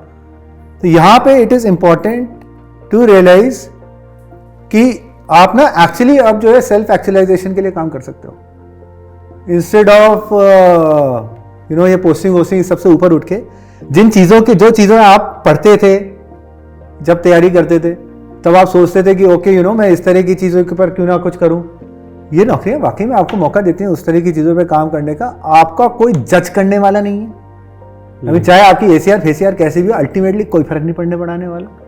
You are your own जज after a point of time. You know like इसमें Anil Swarup sir का एक मेरे को काफ़ी अच्छा वो कोटेशन लगता है कि यार eight the time of retirement यदि आप जिस चीज़ को करने के लिए नौकरी में आए थे, जिस उससे आए थे, यदि उसका थोड़ा बहुत फ्रैक्शन भी आप रिटेन कर जाते हो at the time of retirement, then it is a life well spent. You said about Arun Jaitley, same thing, no? Similar. Idealism which you enter. Idealism कहो चाहे कुछ कहो, right? I mean, but उसका थोड़ा fraction भी यदि रह जाता है. So point is कि आप एक्चुअल में you know you can be at the self actualization level. उन चीज़ों के ऊपर आप काम कर सकते हो and live a you know happy and contented life. Work very sincerely. उसके बाद भी आप पर्सनल लाइफ की तरफ आराम से दे सकते हो. So it just depends on you. Totally depends on you. जैसे आपने अभी बताया कि आप एक बुक भी लिख रहे हैं, अभी बुक लिख रहे हैं, तो इतना टाइम मिल जाता है कि आप रिसर्च करके बुक लिख पा रहे हैं, रिसर्च पेपर लिख पा रहे हैं। So see the point is कि there are no deadlines, right? I mean I am not doing it to make a living. इनके केस में it's more of a hobby, passion. मेरे को तो इकोनॉमिक्स अच्छा लगता है। एग्जैक्टली। मैंने जब पढ़ा था मेरे को इकोनॉमिक्स बहुत अच्छा लगता था। मैं नौकरी जब करता था मेरे को वो सारी चीजें बिल्कुल अच्छे से समझ में आती थी। जब मैंने जो है इसकी पढ़ाई चालू की तो मेरे को ये सब पढ़ना अच्छा लगा, लाइक वो सारे के सारे स्कॉलर्स के पेपर, देन आई फेल्ट कि यार कोई एक स्टैंडर्ड अच्छी टेक्स्ट बुक नहीं है मार्केट में। फिर अभी जो है you know like a few months back, ऐसा नहीं कि ये कोई रातों रात लिखा दी। I mean I had the luxury of time. पिछले 7 महीने से लिख रहा था मैं, धीरे धीरे रोज सुबह 1-1 घंटा आधा घंटे भी लिखोगे, राइट? तो अपने आप करते करते करते करते हो गए। एंड आई एक्चुअली जब मैंने उसकी भी रिसर्च की, आई फेल्ट कि still there is no good text book. Like जितनी भी बुक्स वगैरह हैं, विद ऑल ड्यू रिस्पेक्ट, मेरे को ऐसा लगा कि यार you know they are just a collection of facts. एक ड्राई नोट्स की तरह बुक्स हैं, that is not how economics में तो स्पेशली ट्रू है। हाँ, इस तरह से इकोनॉमिक्स ऐसा सब्जेक्ट है ही नहीं। इकोनॉमिक्स ऐसा सब्जेक्ट है जैसे आप लोगों ने ना वो देखे हो, नेटफ्लिक्स पे एक सीरीज आई थी क्वींस गैम्बिट। देखिए क्वींस गैम्बिट के अंदर जब वो रात को सोती थी उसको तो छत के अंदर वो दिखाई देता था। So economics subject is like that कि आपको सारी की सारी चीजें ना, सारी की सारी लिंक्स समझ में आने चाहिए। सो फॉर्चुनेटली मेरे को ये लिंक्स समझ में आते हैं, क्योंकि शुरुआत से मेरा थोड़ा उस तरह का बेंट ऑफ माइंड रहा है। तो जब मैं इसको लिखने लगा तो ऐसा नहीं था कि मैं कोई एडिशनल काम कर रहा हूं या कुछ कर रहा हूं, मेरे को बड़ा अच्छा लगा लिखते लिखते। देयर वाज नो डेडलाइन, आराम से 6-7 महीने के अंदर बुक भी हो गई। सर ये जो सब टर्म कभी नहीं समझ में आया, वर्क लाइफ बैलेंस, मतलब इतना म्यूचुअली एक्सक्लूसिव कैसे है वर्क और लाइफ? लाइफ इज एवरीवेयर, चाहे वर्क में हो चाहे जो हो। It all about time management and how you space, जैसे सर आपने बात की टाइम एंड स्पेस किस चीज़ के लिए कितना डिवोट करते हो। सर एक और चीज़ हेल्प कर जाती है कि जैसे for those who are married, जैसे आप हैं, काउंटर वेलिंग प्रेशर कितना आ रहा है फैमिली से, अगर they are demanding your much of your time, then sir वो लाइफ बैलेंस बिगड़ जाएगा। Not work life balance, life balance की प्रायोरिटीज थोड़ी सेट करनी पड़ती है ना, एक्सपेक्टेशन सेटिंग होनी चाहिए उसमें दोनों सर ये तरफ भी हो से। जाता है कि फॉर एम्बिशियस इनफ कि जो आपका पार्टनर है कितना सपोर्ट करेगा। अगर इफ शी और he is snatching away your time and wants to do it, और आपका टेंशन चाहिए और you are thinking that you are not able to give it, sir वो बहुत इशू आता है उस केस में। डेफिनेटली आता है यार, कई सारे लोगों के आता है। आई मीन हमारे भी आया ही है इस तरह के इशू। आई मीन आप मेरी बीवी से पूछोगे तो my wife will always say कि मैं बिल्कुल टाइम नहीं देता हूँ वाइफ को, या जो है बच्चों को बिल्कुल नहीं देता हूँ। मैं तो कहूँगा कि मैं बहुत देता हूँ, राइट। अभी बट आपको प्रायोरिटी तो सेट करनी पड़ती है, फैमिली को टाइम देना पड़ता है। Nobody can work well with an unhappy. मतलब आप ये इतना तो पक्का है कि प्रिपरेशन के टाइम पे वर्क लाइफ बैलेंस मत ढूंढने लग जाना। वो पता चला कि गलत ही कुछ एडवाइस ले गए। बट जैसे काफ़ी सारी मिथ सर्कुलेट करती हैं, जैसे मेरे स्पेशल केस में बताता हूँ कि मैं जैसे मैं एम्स का डॉक्टर था, तो मेरे को काफ़ी मुंह पे बोल दिया था लोगों ने कि तुम्हारा तो इंटरव्यू नंबर आएंगे ही नहीं, क्योंकि तुम एम्स के जा रहे हो और फर्स्ट अटैम्प्ट में तो तुम्हारा सिलेक्शन होगा ही नहीं। तो वैसे मैं काफ़ी इसको दिल पे ले गया था बात, और मैं 19 साल का था, मेरे को याद है। मैं यार ये तो क्यों दे रहा हूँ, फिर मैं क्यों इतनी मेहनत कर रहा हूँ। But I somehow overcame and then like rank one हमारे कॉलेज से निकल गई थी, शेना अग्रवाल जो थी। तो मेरे को लगा नहीं ऐसा कुछ नहीं, चलो हो जाएगा अपना। बट जैसे you must have encountered a lot of myths जो अभी भी चलते हैं, मतलब बाय द वे, जो पता है कि गलत है।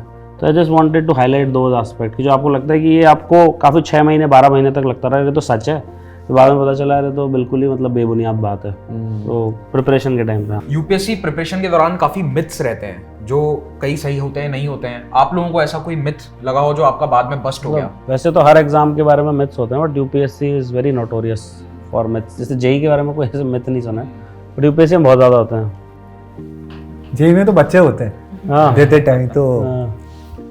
एक तो वो आर्ट्स का ही सबसे पहले कि इतने आर्ट्स क्लॉकिंग कितने नहीं पढ़ करोगे देते तो आप? यूपीएससी नहीं कर पाओगे। तो ये तो मिथ लोगों के दिमाग में है कि आपको करना ही करना है उतने घंटे, 20 घंटे, 18 घंटे, 16, जो पॉसिबल ही नहीं है ह्यूमनली। ये मिथ रहता है एक उसमें। दूसरा एक दो मैंने मतलब किसी जो सिलेक्शन होने के बाद कोई कुछ भी बोल देता है कि आके सिलेक्शन हो गया। एक दो का मैंने उसने लिखा कि मैंने न्यूज़पेपर बिल्कुल पढ़ा ही नहीं, मैंने वो पढ़ा एंड ही जस्ट सेड कि मैंने क्लियर कर लिया। तो मतलब when they have that authority तो वो बोलते हैं तो बहुत सारे लोग फॉलो करने लग जाते हैं। तो मतलब आई पर्सनली फील कि जो एग्जैक्टली वो बोल रहे हैं ऐसा है नहीं कि वो उतने वे में हो जाएगा। अब मे भी उसने नहीं पढ़ा, बट मुझे लगता नहीं कोई बिना न्यूज़पेपर पढ़े, बिना ये मैगजीन्स कवर करे ये चीज़ कर सकता है। तो एक का मैंने पढ़ा था कि वो भी पॉसिबल नहीं है उसकी। और मैं जिस कम्युनिटी से आता हूँ तो मैंने तो ये फील किया है मतलब अपनी कम्युनिटी में कि दे से कि मतलब मुस्लिम्स का इंटरव्यू में इसमें उसमें दे नॉट सेलेक्ट यू और वो सारी चीज़ें। तो ये आपको शाह फैसल बॉस, हाँ वही तो मतलब पत्थर हो गए, आप हो गए। वही तो जब फिर when you go back to the same people और उनको देखते हैं कि हाँ यू गेट सेलेक्टेड, तब भी मतलब उनको ये यकीन नहीं होता है कि आप अपनी मेहनत पे, तो मे भी हाँ मतलब ये एक्सेप्शन थे तो हो गया। तो वो सारी चीज़ें कहीं ना कहीं रहती हैं कि इंटरव्यू में थोड़ा जैक लगाना पड़ता है या वो सारी चीज़ें। बट फिर तो वो क्रिकेट वाला एनालॉजी होगी ना कि भाई अगर उसका बेटा फिर खेल रहा होता ना, सचिन का बेटा चलता, तो आईएएस का बेटा आईएएस होता ना, फिर वही तो वो तो रो के थक जाता है, बट कोई बनता ही नहीं। वही सारी चीज़ें आ जाती हैं। मैं मिथ तो नहीं, बट मैं एक मिसअंडरस्टैंडिंग कुछ चीज़ें जो मैं देखता हूँ, जैसे अभी भी आई गाइड एस्पिरेंट्स, तो ज़्यादातर लोग क्या है स्टार्टिंग कर रहे हैं, तो उनका पहले उन्होंने किताबें नहीं खरीदी, किताबें पढ़ना नहीं, उनके पहले सवाल आ रहा है सर आंसर राइटिंग कैसे करें, सर नोट मेकिंग कैसे करें। तो मुझे लगता है ये बहुत बड़ी मिसअंडरस्टैंडिंग है। पहले 3-4 महीने दे करके एग्जाम समझो, आप बेसिक सोर्सेज पढ़ो, थोड़ा अंदर लो, थोड़ा समझो। उसके बाद आपके पास 7-8 महीने हैं जिसमें आप 2सी-3सी रीडिंग करके नोट मेकिंग कर लो, आंसर राइटिंग तब कर लो। तो पहले दिन से मुझे लगता है आंसर राइटिंग नहीं करनी है, उसका कोई मतलब यूटिलिटी नहीं, आपको पता ही नहीं क्या लिखना है। तो ये मिसअंडरस्टैंडिंग मुझे लगता है कि थोड़ा टाइम ना देना चीज़ों को, और बस सुन लिया टॉपर से कि नोट्स बनाने, आंसर राइटिंग करनी है, तो उनको लगता है डे 1 से करनी है। तो ये एक मिसअंडरस्टैंडिंग है जो मुझे लगता है कि थोड़ा टाइम दो, चीज़ें अपने टाइम से होंगी। और फिर आप पहले दिन से करने लगते हो, फिर आप फ्रस्ट्रेट होते हो कि हम तो इनकी तरह लिख नहीं पा रहे हैं, क्योंकि आपको उस लेवल की अंडरस्टैंडिंग अभी नहीं है। वो डेवलप करने में आपको 3-4 महीने लगेंगे एटलीस्ट। सर वो कहते हैं एनसीईआरटी 6 से 12 पढ़नी है, और हर एनसीईआरटी पढ़नी है। साइंस इसलिए नहीं ली थी कि 11-12 की साइंस फिर से पढ़ें, नहीं पढ़नी है, 11-12 की एनसीईआरटी सफिशिएंट। दूसरा कि यूपीएससी क्लोज डोर प्रिपरेशन जो है क्लोज डोर एक्टिविटी है, आप बिल्कुल कमरे में बंद कर लो, बिल्कुल ही कट ऑफ कर जाओ, नहीं है। जो पहले भी हम लोग की चर्चा हुई है, कनेक्टेड रहो। तीसरा मेरे इंडिविजुअली बोला जाता है क्लास को कि लॉयर लोगों का नहीं होना है, मुझे कई बार बोला। क्या बात है, हमें भी बोलते थे एम्स वालों का नहीं होना। सर डॉक्टर में भी होगा, बट लॉयर में बोलते हैं कि तुम्हारा तो नहीं होगा, तुम बहुत तू तड़ाक करते हो, तुम्हारा नहीं होने वाला है, बिकॉज तुम बोर्ड से लड़ जाओगे अगर तुम पहुँचे भी तो इंटरव्यू में। तो जो कि जब, और पहला सर मोमेंट ऑफ सैडनेस जो था मेरा जब मैं एंटर किया था प्रिपरेशन में, कि जो कि sir statistics are not speaking any alternative language, engineers और डॉक्टर का हो रहा है, तो लगता था यार कि यार मेरा प्री निकलेगा कि नहीं निकलेगा, यही लोग निकाल रहे हैं। और सर दूसरा, मेरे लॉ वाले ऑप्शनल में कौन टॉप कर रहा है? लॉयर नहीं टॉप कर रहा है, इंजीनियर टॉप कर रहा है, डॉक्टर टॉप कर रहे हैं। नेहा जैन थी, 14th रैंक थी उनकी, उन्होंने लॉ में टॉप किया था। कि यार हमारा भी फील्ड गया यार, कैसे होगा, बिल्कुल नहीं निकलेगा। तो सर ये जो मिथ है कि लॉयर का नहीं होगा, ये भी गलत है। सर टाइमिंग की बात है तो ऐसा कोई सर हार्ड एंड फास्ट कोई टाइमिंग होती नहीं कि स्ट्रेट जैकेट इतना पढ़ लो, जब मौका मिले तब पढ़ लो, लिटरली। और सर वो मौका ऐसा होता है कि मोस्ट ऑफ द टाइम मौका रहता है पढ़ने का, आप पढ़ सकते हो। तो सर वो मिथ है, वो जो सेल्फ इम्पोज्ड होते हैं। एक और ये है कि अंडर द सन सब कुछ पढ़ना है। हाँ, वो नहीं मतलब है, वो सिलेबस है। किसी नए से बिल्कुल, ये तो पूछो, है। ये मतलब ऐसा कुछ नहीं है। सबसे बड़ी प्रॉब्लम मुझे लगती है, एक तो शीप वाला जो माइंडसेट है ना, भेड़ चाल। मैं इसका एक एनेक्डोट बताता हूँ। जैसे आदित्य दहिया हमारा एम्स का था, उसका सिलेक्शन हुआ था शायद 18-20 रैंक का, और फिर सेना की रैंक 1 आ गई। तो मैं तो इस लेवल पे चला गया था, बोला यार अभी लोग मेडिकल साइंस ऑप्शनल लेने लग जाएं कि पागल है लोग कि वे पढ़ लेंगे मेडिकल साइंस अगर आप कि सारे रैंक 1 निकल रहा है और ऐसे रैंक 5। जैसे मेरे भारतीय मेडिकल साइंस में थी, मैं मेडिकल साइंस मतलब 27 डॉक्टर हैं, तो मान लो कि मतलब 20 ने मेडिकल साइंस लगा, तो हाईएस्ट रेशियो आएगा उसका कि number of people who appeared. और वो तो मेरे को लगा इतने पागल लोग हैं कि कल को मेडिकल साइंस ऑप्शनल ना लेने लग जाएंगे, वैसे हम पढ़ने लग जाएंगे। कोई भरोसा नहीं। ऑप्शनल के ऊपर ही एक्चुअली बहुत भेड़ चाल चलती है। ऑप्शनल के ऊपर ही एक्चुअली ये कि मिथ जनरली ये भी रहती है, at least I think it's a myth कि ना फलाना सब्जेक्ट जो है मेरे को लेना चाहिए बिकॉज दैट सब्जेक्ट जो है वो काफी स्कोरिंग सब्जेक्ट है। या दूसरी जनरली एक मिसकंसेप्शन ये रहता है कि यार मैं ये सब्जेक्ट ऑप्शनल ले लेता हूँ क्योंकि ये सब्जेक्ट जो है जीएस के साथ में ओवरलैप करता है। बस ऐसा नहीं है, कोई भी सब्जेक्ट स्कोरिंग उतना ही है जितना आप स्कोर कर सकते हो। मैं सर इससे एक इंटरेस्टिंग वाक्य बताता हूँ। मैंने इकोनॉमिक्स में ग्रेजुएशन की है और उसके पीछे कारण आप है। आपने 2013 में इकोनॉमिक्स से टॉप किया। मैं 2015 में सॉरी मैंने 11th में एडमिशन लिया और मुझे इकोनॉमिक्स के साथ ग्रेजुएशन, इकोनॉमिक्स के साथ 11th 12th पढ़ाई की। मुझे किसी ने सजेस्ट किया कि इकोनॉमिक्स में स्कोप है और फिर ग्रेजुएशन में भी यही सजेशन दिया गया कि इकोनॉमिक्स से टॉपर्स निकल रहे हैं और इकोनॉमिक्स ऑप्शन ले लेना। मैं 3 साल पढ़ी और मुझे नहीं जची। ऑनेस्टली 3 साल पढ़ने के बाद मुझे नहीं लगा कि मैं गौरव अग्रवाल बन पाऊंगा और मैंने ऑप्शनल फिर PSIR लिया। तो ये बहुत है कि जो टॉप कर जाएगा टॉप 10 में, अगर एक ऑप्शन 2-3 बार रिपीट हो गया तो वो डेफिनेटली उसकी मार्केट बढ़ जाती है। एंथ्रोपोलॉजी आजकल ट्रेंड में है बहुत ज्यादा, हमेशा से पिछले 6 छोटा साल सिलेबस, छोटा हो और पढ़ के यूपीएससी ने आपको ये 500 नंबर दिए हैं कि आप आपकी स्ट्रेंथ पे खेलें। अब जैसे ऑस्ट्रेलिया अभी इंडिया आई थी तो चाहे दुनिया में कोई कुछ कहे, इंडिया ने स्पिनिंग विकेट्स बनाए। ऐसे इंडिया जब ऑस्ट्रेलिया जाता है तो वो जो है ग्रीन टॉप विकेट्स बनाते हैं। तो ये जो है आपकी स्ट्रेंथ पे खेलना है। जितने जो आपको ऑप्शनल में आपको लगता है बेस्ट नंबर ला सकते हैं, सिंपली वो ऑप्शन ले लो चुपचाप से, कोई फर्क नहीं पड़ता जीएस से कितना ओवरलैप है या कितना स्कोरिंग है फलाने का। One thing I really like to add कि हमने कई बार ये चीज बोल दी कि मिथ है कि कमरे में बंद करना है या 10-12 घंटे पढ़ना है। मुझे लगता है इससे ना ज्यादा मोटिवेट नहीं होना है। ये भी समझो कि बिजनेस एज यूजुअल से तो एग्जाम नहीं क्रैक होगा, तो सैक्रिफाइसेस तो बहुत सारे करने पड़ेंगे और वो मुझे लगता है ऑन एन एवरेज अनलेस आप really smart people are sitting here, Rohan sir, Gaurav sir, अरे ऐसा कुछ मतलब you guys are smart, IQ पीछे की में मैं तो पढ़ता था 10-12 घंटे, मेरे को कोई शर्म नहीं है एक्सेप्ट करने, मैं तो 10-12 घंटे पढ़ता था भैया। और मैं तो एक्चुअली लाइक हमारे टाइम पे स्मार्टफोन वगैरह का इतना वो नहीं था, बट मैंने मेरा फोन जो है मेरी मम्मी के पास रखा हुआ था कि कोई मेरे को जो है ये डायरेक्टली चीज फोन बताना ना कर जरूरी है, सके। unless कि ये बहुत कूल बन जाए कि नहीं चलते रहो मजे करते रहो। नहीं exam नहीं नहीं, crack हो ऐसा जाता कुछ नहीं है, मतलब ऐसा बिल्कुल भी नहीं कि बिना पढ़े होगा। हफ्ते में Definitely. 60 घंटे तो पढ़ना चाहिए मेरे हिसाब से हफ्ते में, Definitely. मतलब 8 से 10 घंटे है। बहुत average per day frequent breaks भी पढ़ना। नहीं, मुझे लगता है कंसिस्टेंटली पढ़ो, ये नहीं कि हफ्ते में एक दिन मैंने party कर रहे हो। क्वांटिफाई नहीं किया कभी टाइम, जब मौका मिला। हाँ हाँ, मैं एक एवरेज बता रहा हूँ कि भाई इतना तो पढ़ना ही चाहिए, उससे ऊपर नीचे हो सकता सर है। एक और चीज़ है, जब हम लोग एंट्री करते हैं यूपीएससी, तो यूपीएससी एक सागर है, और सर बिना लंबाई चौड़ाई गहराई नापे हम लोग कूद जाते हैं, फिर 5th-6th अटेम्प्ट में डूब जाते हैं, पता चलता है यार गलती की। और सर अगर किसी की लंबाई चौड़ाई गहराई नापनी है किसी भी एग्जामिनेशन की, आप उसका सिलेबस और प्रीवियस ईयर क्वेश्चन पेपर देखें। सर मैं जानता हूँ 3 अटेम्प्ट तक काफी लोग सिलेबस और प्रीवियस ईयर क्वेश्चन भी नहीं देखते हैं। लिटरली उनको लगता है मैंने मैं पढ़ वीडियो लूं, में बहुत बार बोला है मैं ये सब जो पढ़ चीज़। लूं, बहुत सारी ये तो बहुत किताबें बार तब बोला है मैं मैंने देखूंगा। कि एटलीस्ट 2-3 महीने तो तुम इसमें सिलेबस पढ़ लो, उसके प्रीवियस ईयर क्वेश्चन देख लो, जो प्रिपेयर कर रहा है, इसने इंटरव्यू दिया उससे बात कर लो, ये सारी एक्सेस तो सबके पास होती है, उसी में 90% लोग फिल्टर आउट हो जाएंगे। स्टार्टिंग में रिसोर्स कलेक्शन पे इतना फोकस होता है ना।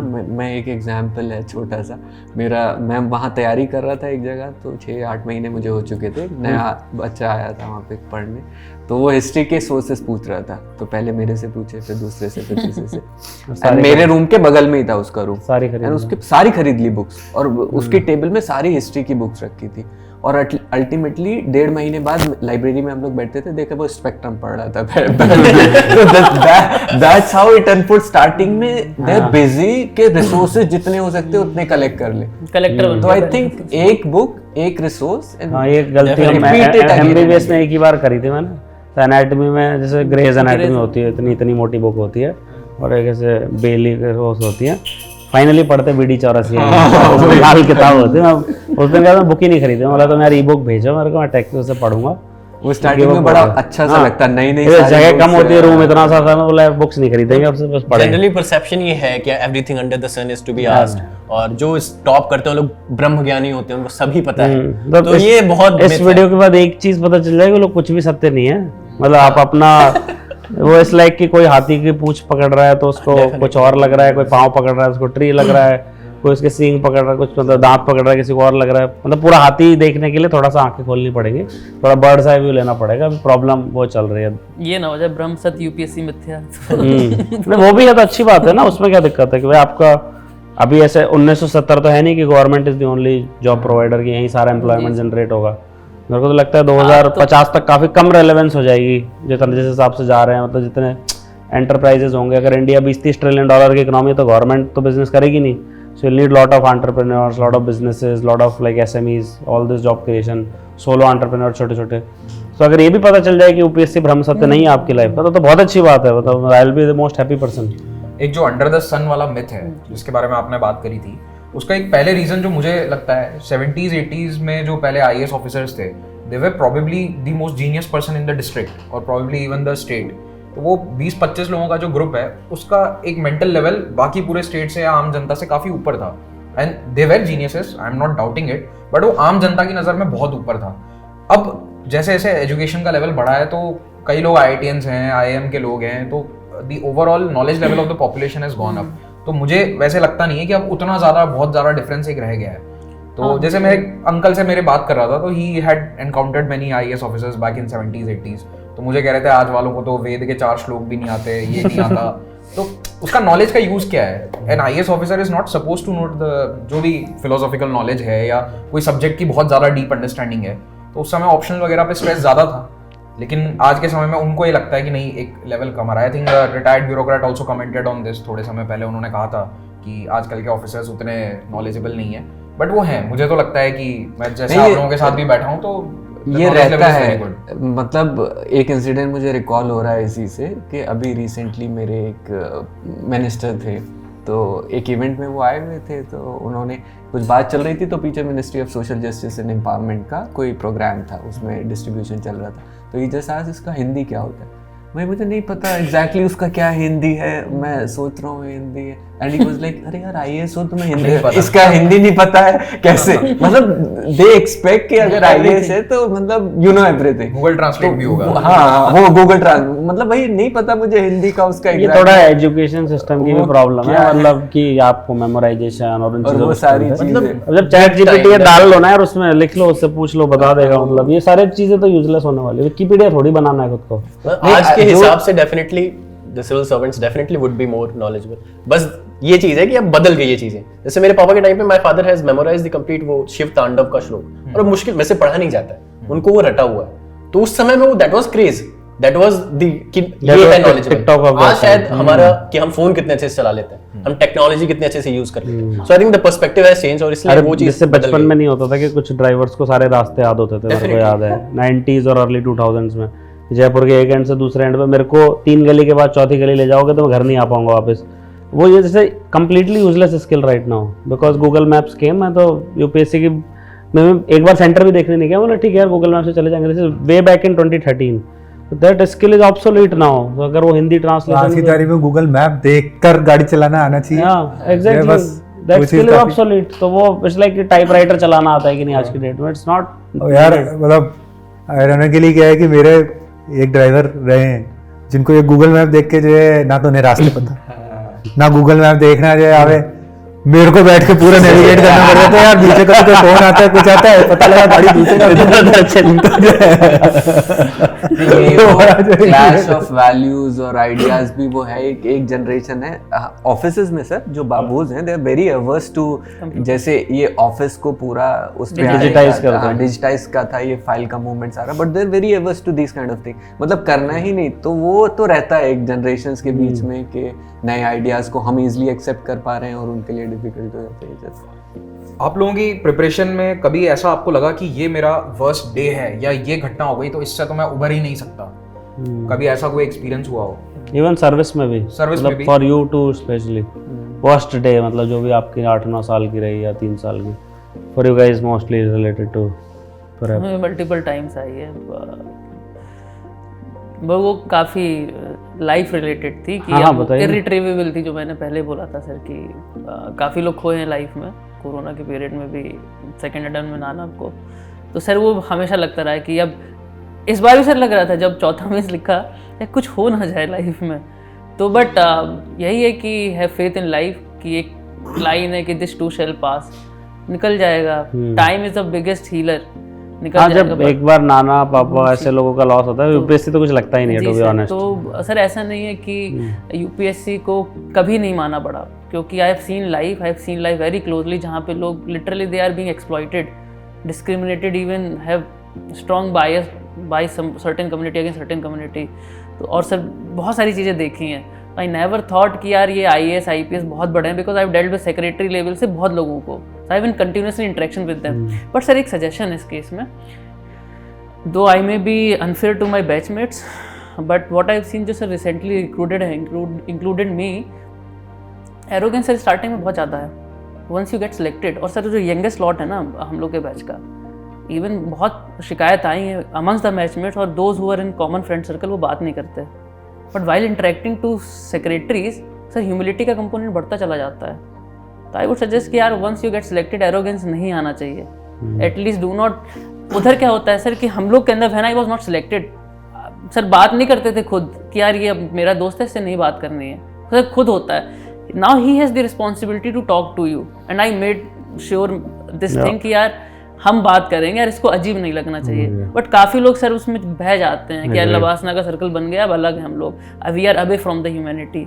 तो सर ट्राई भी करना है कि never be away from the humanity, चाहे आप सिलेक्ट हो जाओ चाहे ना भी सिलेक्ट हो, at least you can not cut off from your own species. तो सर वो बहुत सारी हमारे केस में मतलब अबाउट आपने पूछा जो वर्स्ट डे रहा हो कि ऐसा लगा हो कि सब खत्म हो गया, तो मेरा वो था फर्स्ट प्रीलिम्स ओनली। उससे पहले मतलब पर्सनल लाइफ में, रिलेशनशिप्स में कुछ ऐसा मेजर हुआ, काइंड ऑफ ब्रेकअप। तो वो ऐसा हुआ और प्रीलिम्स 1 महीने बाद था। तो आई रिमेंबर मैं दोस्त को फोन कर रोते हुए मैं कहा भाई प्रीलिम्स तो गया लाइक 1 महीना तो खराब होगा मेरा जीवन का, बट समहाउ वो हो गया था। तो वो मतलब वो पॉइंट था कि काफी मुश्किल था, उसके बाद भी कुछ दिन बहुत मुश्किल थे। ठीक है, हमारी लाइफ में आजकल थोड़ी अलग प्रॉब्लम्स हैं। मेरे केस में प्री के अगले दिन हुआ था तो इतना कंसिडरेशन था कि एक दिन तक वेट कर लें, बट वो फिर 6 महीने काफी खराब हुए थे। हाँ, तो मतलब मेरा वो मेरे साथ उल्टा था। जब इस तरह से कुछ होता था तो मैं तो उल्टे ज्यादा पढ़ाई करता था, ज्यादा अच्छे से पढ़ाई करता था। वो जी तो यही है, कभी तो रैंक सर इससे सर एक चीज़ टकरा गया, समझ में क्या बोल रहे हो? टकरा के मेरा प्यार मेरा इंतकाम देखेगी। सर इतनी सारी चीजें सबकी लाइफ में होती हैं। एक चीज सर जरूर समझ में आई कि कभी भी किसी चीज को, चाहे आपकी गर्लफ्रेंड हो या कोई भी फैमिली मेंबर हो, they are very important, but कभी किसी को सेंटर ऑफ यूनिवर्स नहीं मानना है। अगर वो गया तो आपका एंटायर इकोसिस्टम जो क्रिएट किया है वो कोलैप्स कर जाता है। ना अपने आप को मानो, मतलब चलते रहो चले बेती टाइप का। सेंटर ऑफ यूनिवर्स बना but it's difficult to do. Difficult. आप तो बताओ अपन दोनों का, आपके चुप बैठे हो दोनों। याद कर रहे हैं कौन सा वाला नहीं, सबसे ज्यादा? सर्विस में जैसे बहुत मेरी तो सारे हैं। छोटी सी कौन सा service है, दर्द सर्विस बताएं पहले ज्यादा तो। है। मतलब पर्सनल लेवल पे कुछ होते हैं इंसिडेंट्स आपके रहते हैं, but I personally felt in covid times. मैं वहाँ बरेली में था, तो I was the nodal there covid का, तो मैनेज कर रहा था चीज़ें, तो हॉस्पिटल से कनेक्ट करना और वो सारी चीज़ें। तो उस दिन मतलब काफ़ी वो लगा कि वो पूरा जो एक फेज था 2-3 महीने का, उसमें आपके पास सारी चीज़ें हैं, रिसोर्सेज हैं, पार्क है, अथॉरिटी है, सब कुछ है, but still you can't save lives वहाँ पे हॉस्पिटल्स में। And there was one particular incident जहाँ पे there was this woman who was pregnant और ट्विंस थे उसके, and no one was ready for her delivery और सारी चीज़ें, बिकॉज कोविड के टाइम पे वहाँ पे नहीं हो रहा था ऑक्सीजन का, और वो सर्जरीज कर नहीं रहे थे, doctors were avoiding this thing. उसके कॉम्प्लिकेशंस हुए एंड उसको कोविड था, एंड मेडिसिन वो सब चल रही थी, रेमडेसिविर, वो हम लोग अरेंज नहीं कर पा रहे, कैसे कैसे वो अरेंज किया, but still we couldn't save any of the 3। तीनों लोगों की वो डेथ हो गई थी। तो दोज वर सम इंसिडेंट्स जो आपके ऊपर लगता है कि मतलब लाइफ में कोई भी चीज़ ना बहुत छोटी सी है, एकदम से कुछ भी हो जाता है, तो we should not feel as if कि हम बहुत कुछ हैं या हम पार पे हैं, अथॉरिटी पे। Very sad. तो ये इंसिडेंट्स होते हैं लाइफ में जो आपको रियलाइज भी कराते हैं, बी ऑलवेज ग्राउंडेड, यार लाइफ बहुत उस तरीके से आती है। तो ये पर्सनल कुछ चीज़ें होती हैं जो अफेक्ट करती है। यार मेरे केस में I mean obviously there have been moments of frustration, obviously you know there have been moments जहाँ पे मैं डिफिकल्ट पोजीशन में रहा हूँ, चाहे सर्विस के अंदर चाहे सर्विस में आने से पहले, बट मतलब कभी ऐसा नहीं लगा कि जो है अब कुछ कर पाना पॉसिबल नहीं है, कि यहाँ से बाउंस बैक कर पाना पॉसिबल नहीं है, ऐसा नहीं लगा। आई मीन हमेशा एक वो इतनी रेजिलियंस तो रही है वाला मोमेंट मतलब व्हाटएवर जो था। और सो लोएस्ट मोमेंट की यदि बात करूं मैं तो दैट प्रीडेट्स यूपीएससी प्रिपरेशन, दैट प्रीडेट्स भाई जो है मैं आईआईटी के अंदर जब था, अच्छा राइट, आईआईटी के अंदर जो है भाई मैं गया तो था, देखो 10वीं 12वीं में बड़े अच्छे नंबर थे मेरे, आईआईटी के अंदर गया था मैं, ऑल इंडिया रैंक 45 था, जो कि काफ़ी अच्छी रैंक है। वहाँ पे जाके जो है, लेकिन जब तक निकल रहा था तब तक इतना बुरा हाल मेरा हो गया था कि मैं कई सारे सब्जेक्ट से तो फेल हो गया था मैं, कईयों में पास सिर्फ मतलब प्रोफेसर जो है भीख मांग मांग के जो है पास करते कराते थे, सब कुछ करते कराते भी मेरी डिग्री एक्सटेंड हो गई थी। अच्छा, ये किसी को पता नहीं है वैसे? सबको मैं तो खूब मैंने बताया, हाँ बिल्कुल पता था, हाँ खूब मेरी डिग्री एक्सटेंडेड थी, तो ठीक है जो हुआ सो हुआ, राइट। आई मीन एक लेवल के बाद में you just learn to live on with it. But क्या था कि समर वेकेशन में मैं वापस आ रहा था, तो मैं जनरली क्या था समर वेकेशन में घर पे नहीं मनाता था, एक आध दिन कोई घर चले गए तो चले गए, मैं वापस कॉलेज में आता था और वापस कॉलेज में आके उन दिनों हम लोग गेमिंग बहुत करते थे, ये जो है काउंटर स्ट्राइक लवासा हम ही तो जीते थे, हमारी टीम ही जीती थी काउंटर स्ट्राइक में, सबका रहा था हमने। तो इसलिए क्या है कि मैं वापस आ जाता था, तो मैं वापस आ रहा था तो हमारे गेट से जो है हॉस्टल में जाने के लिए रिक्शा लेते थे, रिक्शा लेके मैं जा रहा था, राइट हैंड साइड पे जो हमारा ऑडिटोरियम पड़ता था, वो ऑडिटोरियम सजा हुआ सा था क्योंकि वहां पे हम लोगों का कॉन्वोकेशन होना था।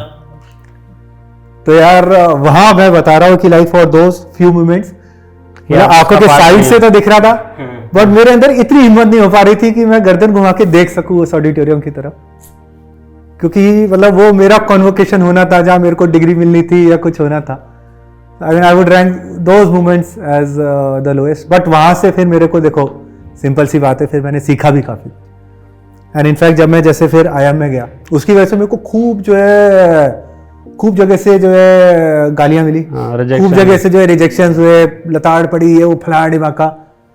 मैंने जैसे IIM के आई थिंक 7 इंटरव्यूज दिए थे। हम्म, सो मेरे लिए कैट निकालना बड़ा आसान था, बट इंटरव्यू में जाते ही जो है सारी IIT की ग्रेड्स वेड्स और ये सारी आड़े आ जाती थी, तो उस पर मेरा बस रिजेक्शन होता रहता था। और सिर्फ जो है IIM लखनऊ में इसलिए हुआ था क्योंकि वो लोग कैट को ज़्यादा वेटेज देते थे, इंटरव्यू को कम देते थे। ऐसे ही जो है मेरी जो कैंपस प्लेसमेंट से जॉब लगी थी उस टाइम पे, जैसे ही डिग्री एक्सटेंड हुई उन्होंने वो विड्रॉ कर लिया था। तो मेरे जो है जब मैं पास आउट होने वाला था उसके एक दिन पहले IIT कानपुर का कंप्यूटर साइंस उस समय सबसे अच्छा माना जाता था, उसके ग्रेजुएट के पास से नौकरी नहीं थी। इस तरह से जो है सिचुएशन थी। बट फिर मैंने जो है उससे सीख भी ली। फिर जब IIM के अंदर गया वहाँ पे जाके लाइक मैंने पूरी जो बोरिंग चीज़ें होती हैं, जो सारी की सारी अनुकूल चीज़ें होती हैं, जैसे सुबह उठना 5 बजे उठना, प्रॉपर पढ़ाई वढ़ाई करना, सुबह सुबह नहावा के नाश्ता करके सारी की सारी क्लासेस अटेंड करना, उसके बाद में जो है एक पूरा जो टाइम टेबल वगैरह होता है पूरे शेड्यूल के साथ में जो है मस्ती के टाइम पे मस्ती की, बट अपना एक ओन स्पेस रखा करके फिर मैंने IIM के अंदर गोल्ड मेडल लिया। उसके बाद में फाइनली उस वाले कॉन्वोकेशन, आयरॉनिकली उस कॉन्वोकेशन में देन प्रेसिडेंट आए थे हमारे, जिसमें मैं नहीं जा सका था। फाइनली फिर लवासना के अंदर प्रणब मुखर्जी साहब ने जब वो गोल्ड मेडल दिया था, तब जाके जो है लाइफ का वो चैप्टर जो है क्लोजर हुआ था। सही है। अब जो है कोई वो जो है मतलब now you can move on, no grudges. Now you can. सब गिले शिकवे मिट गए आप। उसके बाद जो है वो एक क्लोजर मिला एंड देन जो है दूसरी चीजें जो है स्टार्ट हुई। सो आई विल दो सच एन इंस्पिरेशनल स्टोरी। काफी सही था। पिछले 10 सालों में जो लोग UPSC दे रहे हैं, द नंबर ऑफ एस्पिरेंट्स वो सीधा डबल हो गया है। एक दशक पहले लगभग 5 लाख लोग एग्जाम दे रहे थे, अभी अप्रोक्सीमेटली 10 लाख लोग एग्जाम का फॉर्म भर रहे हैं, 11 लाख 10 लाख। आपको क्या लगता है कि एस्पिरेंट्स क्यों बढ़ रहे हैं इतनी तेजी से? So I think first thing is that democratise हो गया प्रिपरेशन। पहले आपको एक बजट होना चाहिए था कि आप ORN मूव कर सकते हो मुखर्जी नगर, क्योंकि हर जगह गाइडेंस अवेलेबल नहीं थी। तो आपको अगर ये भी जानना है कि तैयारी कैसे करनी है तो आपको दिल्ली आना पड़ता था। अब क्या है कि अगर आपके पास इंटरनेट है तो आप एस्पिरेंट बन सकते हैं। आप कहीं भी बैठे हैं, आपके पास यूट्यूब पे दुनिया भर की वीडियोस हैं, टॉपर्स की गाइडेंस वीडियोस हैं, हर एक सब्जेक्ट पे लेक्चर्स हैं, कैसे पढ़ना है, इनफैक्ट पढ़ाया भी जा रहा है फ्री में। तो एक सबसे बड़ी मुझे ये चीज़ लगती है। दूसरी एक इंटरनेट के साथ जो सोशल मीडिया जिस हिसाब से बढ़ा है और जितने ज़्यादा नए लोग जुड़े हैं, जो ग्लैमर वाला एस्पेक्ट है सिविल सर्विसेज का वो उसी प्रोपोर्शन में बढ़ा है। तो अब कोई भी इंसान कहीं पे भी बैठा रॉयल एंट्री, एक रॉयल एंट्री की वीडियो अगर देख रहा है टॉपर की, तो डेफिनेटली उसके मन में वो आकर्षण आता है कि यार ये सबसे बढ़िया चीज़ है, क्योंकि आप इंजीनियर्स की या सॉफ्टवेयर इंजीनियर्स की रॉयल एंट्री वीडियो नहीं पाते हो। तो ये डेफिनेटली एक मुझे लगता है ये 2 मुख्य कारण गौरव आपके तो है ही नहीं, अपने टाइम में नहीं होता था ये सब। और एक आई फील ना certainty with the government job ना, यू सी लास्ट 10-12 ईयर्स में रिसेशन 2008 का रिसेशन ले लो, कोविड में ले ऑफ्स ले लो, और अभी अमेजन और जितने भी बिग टेक्स हैं इनका सबका ले ऑफ्स आया। एंड पीपल कहीं ना कहीं इंडिया में तो दे फील के government job is something secure है, मतलब एंड तक सिक्योर है। तो हाँ वो ट्रू है। तो that is one of the reason के पीपल फील के ये अच्छी वो एक ऑप्शन है उसमें। मुझे इसमें ये लगता है कि जो ऑनलाइन डेमोक्रेटाइजेशन हुआ है एज यू वर सेइंग, उसका बहुत इम्पैक्ट आया है। क्योंकि पहले जो सोचता था कि ठीक है पैसा नहीं भी है तो अब वो फॉर्म तो भर ही रहा है, फ्री एजुकेशन मिल रही है, यूट्यूब के माध्यम से है, हम पढ़ा रहे हैं, इतने सारे चैनल्स हैं, तो उससे तो इम्पैक्ट आया ही है। एंड कोविड का भी डेफिनेटली है, covid and the other economic hardships that we face. पर फिर भी आई थिंक ये बहुत ज़्यादा स्पीड अप हो गया है compare to the previous time period. जो पिछले दशकों में ग्रोथ था उसके मुकाबले डेफिनेटली तेज़ी से हुआ है। यूपीएससी की रिपोर्ट एक्चुअली दूसरा परसेप्शन भी देती है। 321 आर्टिकल 321 के अंदर रिपोर्ट देते हैं वो, तो उसमें ये कहती है कि ये अंडर पोटेंशियल है अभी भी। तो हम लोग को लग रहा है कि ग्रोथ हो रही है, but because of the perception इस एग्ज़ाम का काफ़ी टफ है। लोग देखते तक नहीं इस एग्ज़ाम की तरफ कि इसका पेपर कैसा है, बिकॉज दे जस्ट अज्यूम कि एग्ज़ाम बहुत टफ है। तो यूपीएससी खुद कहता है कि थोड़ा सा और हो सकता है। हम लोग को पता नहीं कि कितनी कैपिंग है, कितनी सीलिंग है, कि जहाँ पे ये परफेक्ट क्वांटम है कितने लोग होने चाहिए। माना कि ग्लैमराइजेशन है, सर्टेनिटी है, बहुत सारी चीज़ें हैं। बढ़ क्यों रहा है? शायद इकनॉमी में जैसे सर ने बोला कि सिचुएशन ऐसी है कि लोगों को चाहिए कि एक सरकारी जॉब मिल जाए। अब वो तो चाहेगा कि सबसे अच्छी जॉब मिले। तो इंडिया में क्लर्क से लेकर IAS तक के में बेस्ट IAS का है। तो सर वो लगातार चलेगा ये ट्रेंड, और ये रुकेगा नहीं जब तक प्राइवेट सेक्टर डोमिनेंट नहीं होता है गवर्नमेंट सेक्टर पे। ये बहुत बड़ा कारण है, क्योंकि स्ट्रक्चर जो है। मैं बलिया में था, एक इंसिडेंट रिकॉल कर रहा हूँ। मेरा SDM था वहाँ पे, तो was working in a very good private firm, अच्छा उसने इंजीनियरिंग की थी एंड देन अच्छा कमा रहा था, बट वो पूर्वांचल से था, ईस्टर्न यूपी। तो वहाँ एक कल्चर है, सरकारी जॉब नहीं है तो कुछ नहीं है। तो मतलब उसकी दादी जो थी वो थी कि हाँ ठीक है, लेकिन उनके लिए उनके दिमाग में था नायब तहसीलदार का एक कॉन्सेप्ट कि कोई होता है, कोई उनका हुआ होगा उससे इंटरेक्शन, तो बोले नायब तहसीलदार होते तो बेटर होता। तो because of his family pressure he attempted UPSC, but UPSC में नहीं हुआ एंड मतलब अच्छा स्टूडेंट है वो, एंड फिर यूपीपीसीएस में उसने अटेम्प्ट किया एंड एसडीएम हुआ। तो ये भी चीज़ कहीं ना कहीं इंसिडेंट्स आते हैं कि हाँ सरकारी है तो सर इसमें एक इंसिडेंट है सुप्रीम कोर्ट का, काफ़ी प्रचलित भी है। मेरे सामने एक बार हुआ था कि एक इंडिविजुअल था, वो एक केस में फंसा हुआ था, लड़का था 35-40 का ऑलमोस्ट, उसकी माँ 80 साल की थी।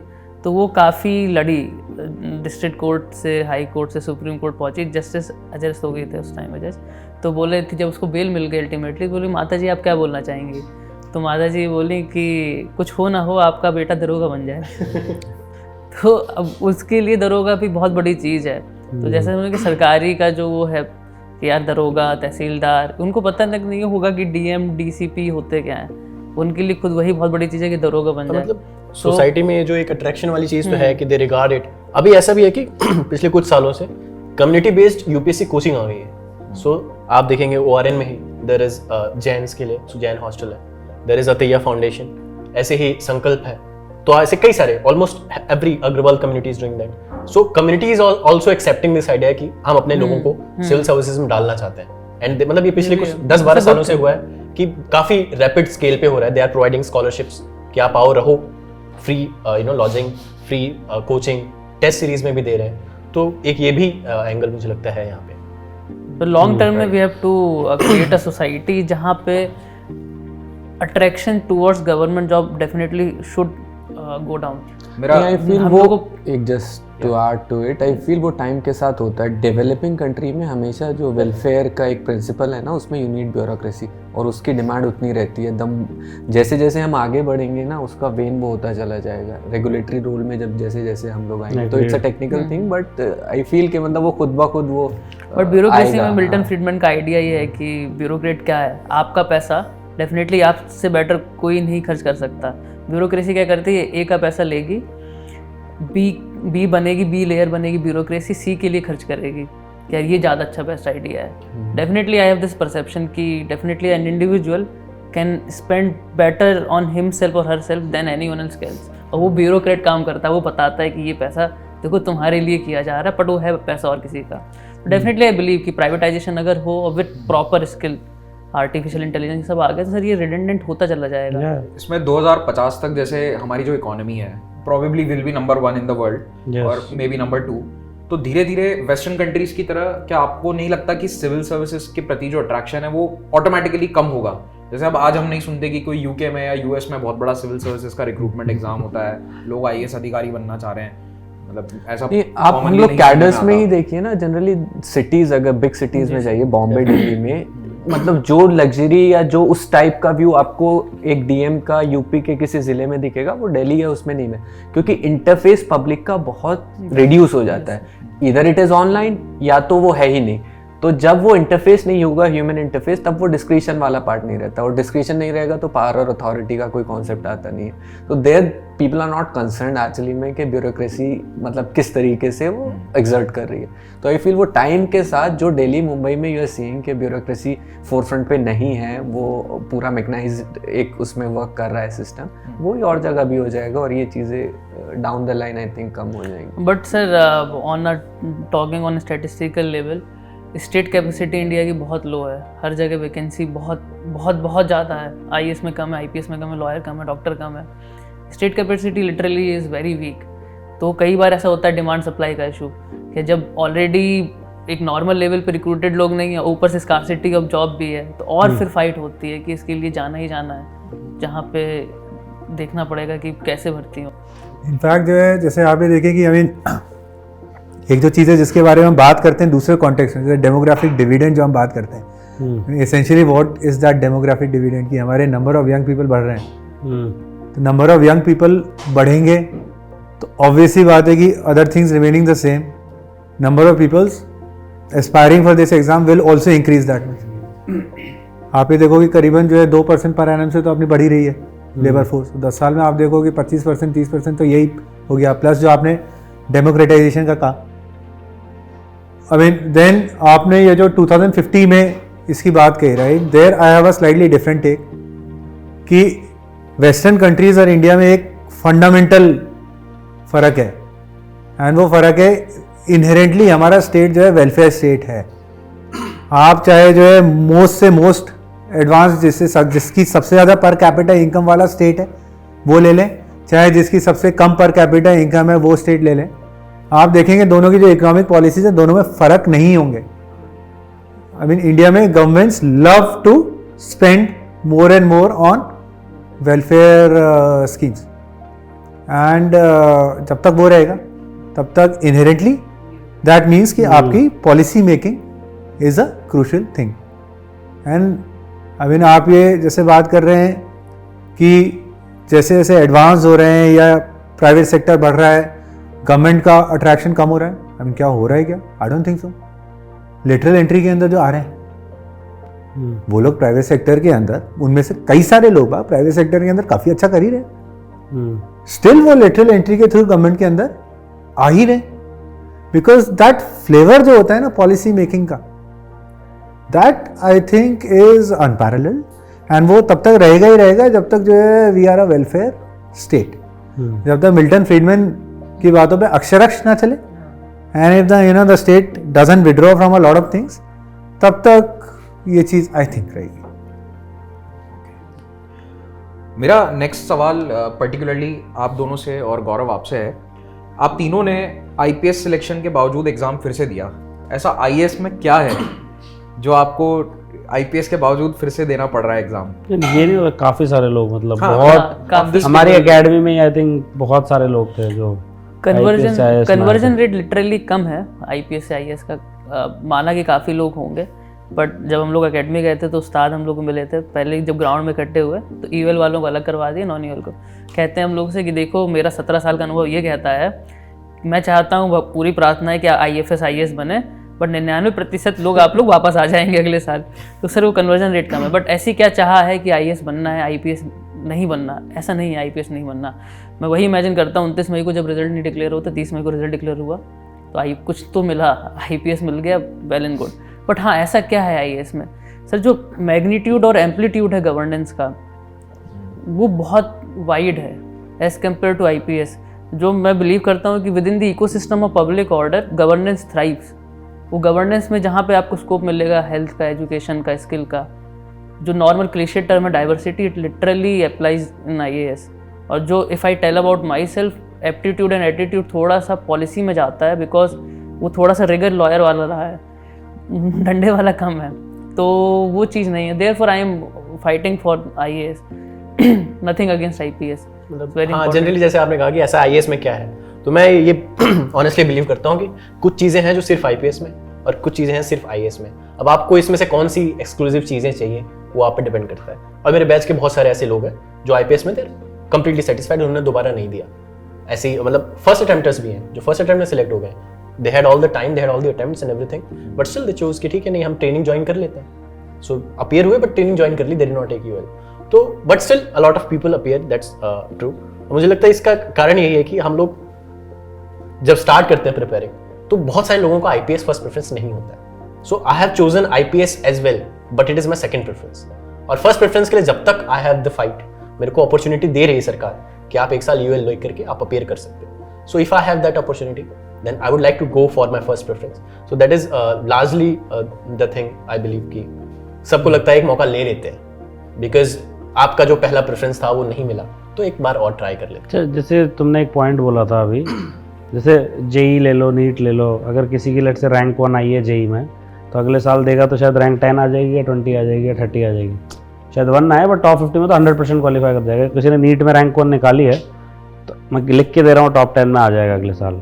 बट जैसे तुमने यूपीएससी में बोला कि भाई आईपीएस बन गए बट 99% लोग शायद वापस नहीं आएंगे, तो ये यूनिकनेस क्या रहती है इस एग्ज़ाम में कि भाई आप एक बार तो आप मतलब टॉप 200 में आ गए, और अगले साल शायद आपका प्री नहीं निकल रहा। सर और सर ये रियलिटी है, नहीं रियलिटी है, वही तो मतलब इसमें इंटरव्यू ऐसा के बाद क्या सबसे ज्यादा फेलियर रेट सर प्री ना निकालने वालों का है। दो चीजें आ जाती हैं। हाँ मतलब I want to hear from all of you, it's a very interesting thing, एक doesn't happen in any other exam by the way. एक तो वही prelims, even if you clear the exam, rank आपकी 150 160 है, देयर इज नो श्योरिटी कि आप next year prelims clear कर लोगे, तो that's a very dicey part. और उसके बाद मेंस और इंटरव्यू में you see the margin is very less. अगर आप देखेंगे जो स्कोर है वो 1-1 2-2 नंबर का गैप पे रैंक्स बहुत ज़्यादा चेंज होती है। तो इंटरव्यू में 160 से 190 के बीच में आपको क्या मिल रहा है, you never know.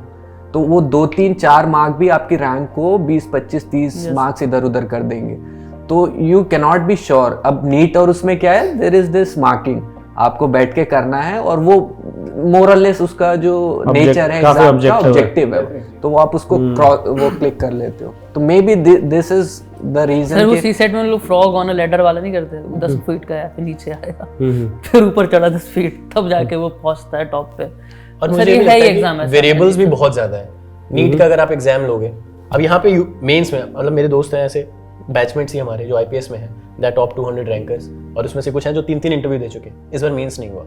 I also can not understand कैसे हुआ। रैंक 112 है, अब मेरी बैचमेट है, she couldn't clear mains this time.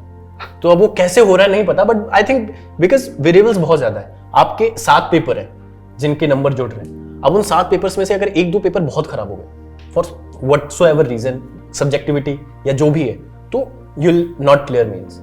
तो मुझे लगता है ये है कि सब्जेक्टिविटी है काफी, नीट में जेई में वो नहीं है, वो ऑब्जेक्टिव है, कंप्लीटली ऑब्जेक्टिव है, बट यहाँ पे सब्जेक्टिविटी काफी है। Makes it even more difficult, मतलब क्योंकि ऐसे आपको यही नहीं पता चलेगा कि आप फेल क्यों हो रहे हो उस एग्जाम में। मैं आपको कितनी एनालिसिस कर लो। हमारे ही बैचमेट है, so he got 130 plus in essay in his previous attempt, और फिर उसके इन बाद next attempt he got 78 marks. ये काफी होता है। तो मतलब अब ये अगर बता रहा था ना विपिन का पर्सनालिटी टेस्ट में one of the lowest in India to highest, literally highest in India. Vipin का मेरा बैचमेट जो था एम्स का, okay, this is definitely there. 210 आ गए भाई, 212 213 नंबर आ हाँ गए। मतलब हमारे साथ के ही, हमारे साथ के जो 135 वाले थे 195 लाए हैं, और 195 वाले 135 लाए हैं, तो ये हो रहा है काफी बड़े लेवल पे। सो आई थिंक इसलिए कोई श्योरिटी नहीं है, हमारी भी कोई श्योरिटी नहीं है that मुझे we'll be even तो the जाते ही समझ में आ गया था कम नंबर आएंगे। मुझे पूछा था क्यों बनना है एम्स के डॉक्टर, मैं ऐसे कुछ बोल रहा था, बोला don't give me this bullshit answer.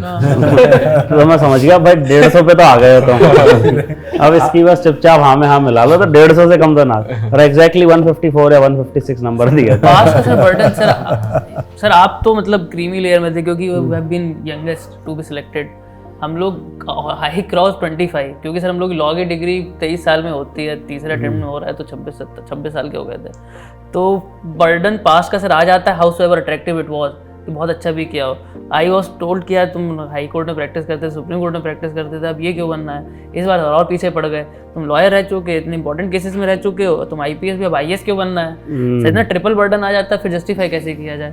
इसमें देखो सिंपल सी बात है बॉस, आपको जो जेन्युइन रीजन है वो बताना है जी सर पता है सर कि आप मतलब आप कर रहे हो ना, ये कर रहे हो तो कोई कारण होगा ना अंदर आपके जिसकी वजह से कर रहे हो। जस्ट और आपने बना तो रखा है रूल, आप ही ने तो बना रखा है रूल, यूपीएससी ने यूपीएस के के वजह से तुम हटा दो। आप कारण बताओ, इस तरह के क्वेश्चंस सर ने इस तरह के क्वेश्चंस का कभी ये वो नहीं होता कि भाई यू नो डिस्करेज करने वाला वो नहीं होता ऑब्जेक्टिव कि भाई नहीं हम लॉयर को नहीं लेंगे, कि हम डॉक्टर को नहीं लेंगे। आपको जस्ट क्वेश्चन, आप आपके आंसर्स दो। आप किसी भी प्राइवेट सेक्टर के अंदर इंटरव्यू देते हो, पूछते हैं ना कि आप हार्वर्ड के अंदर अप्लाई करते हो, पूछते हैं ना आप हार्वर्ड के अंदर ये क्यों अप्लाई करना चाहते हो, या ये पर्टिकुलर कोर्स क्यों करना चाहते हो, that is your opportunity to play. Mahipal sir ने क्यों इतने सारे लोग आईपीएस आईएएस में जाना चाह रहे हैं।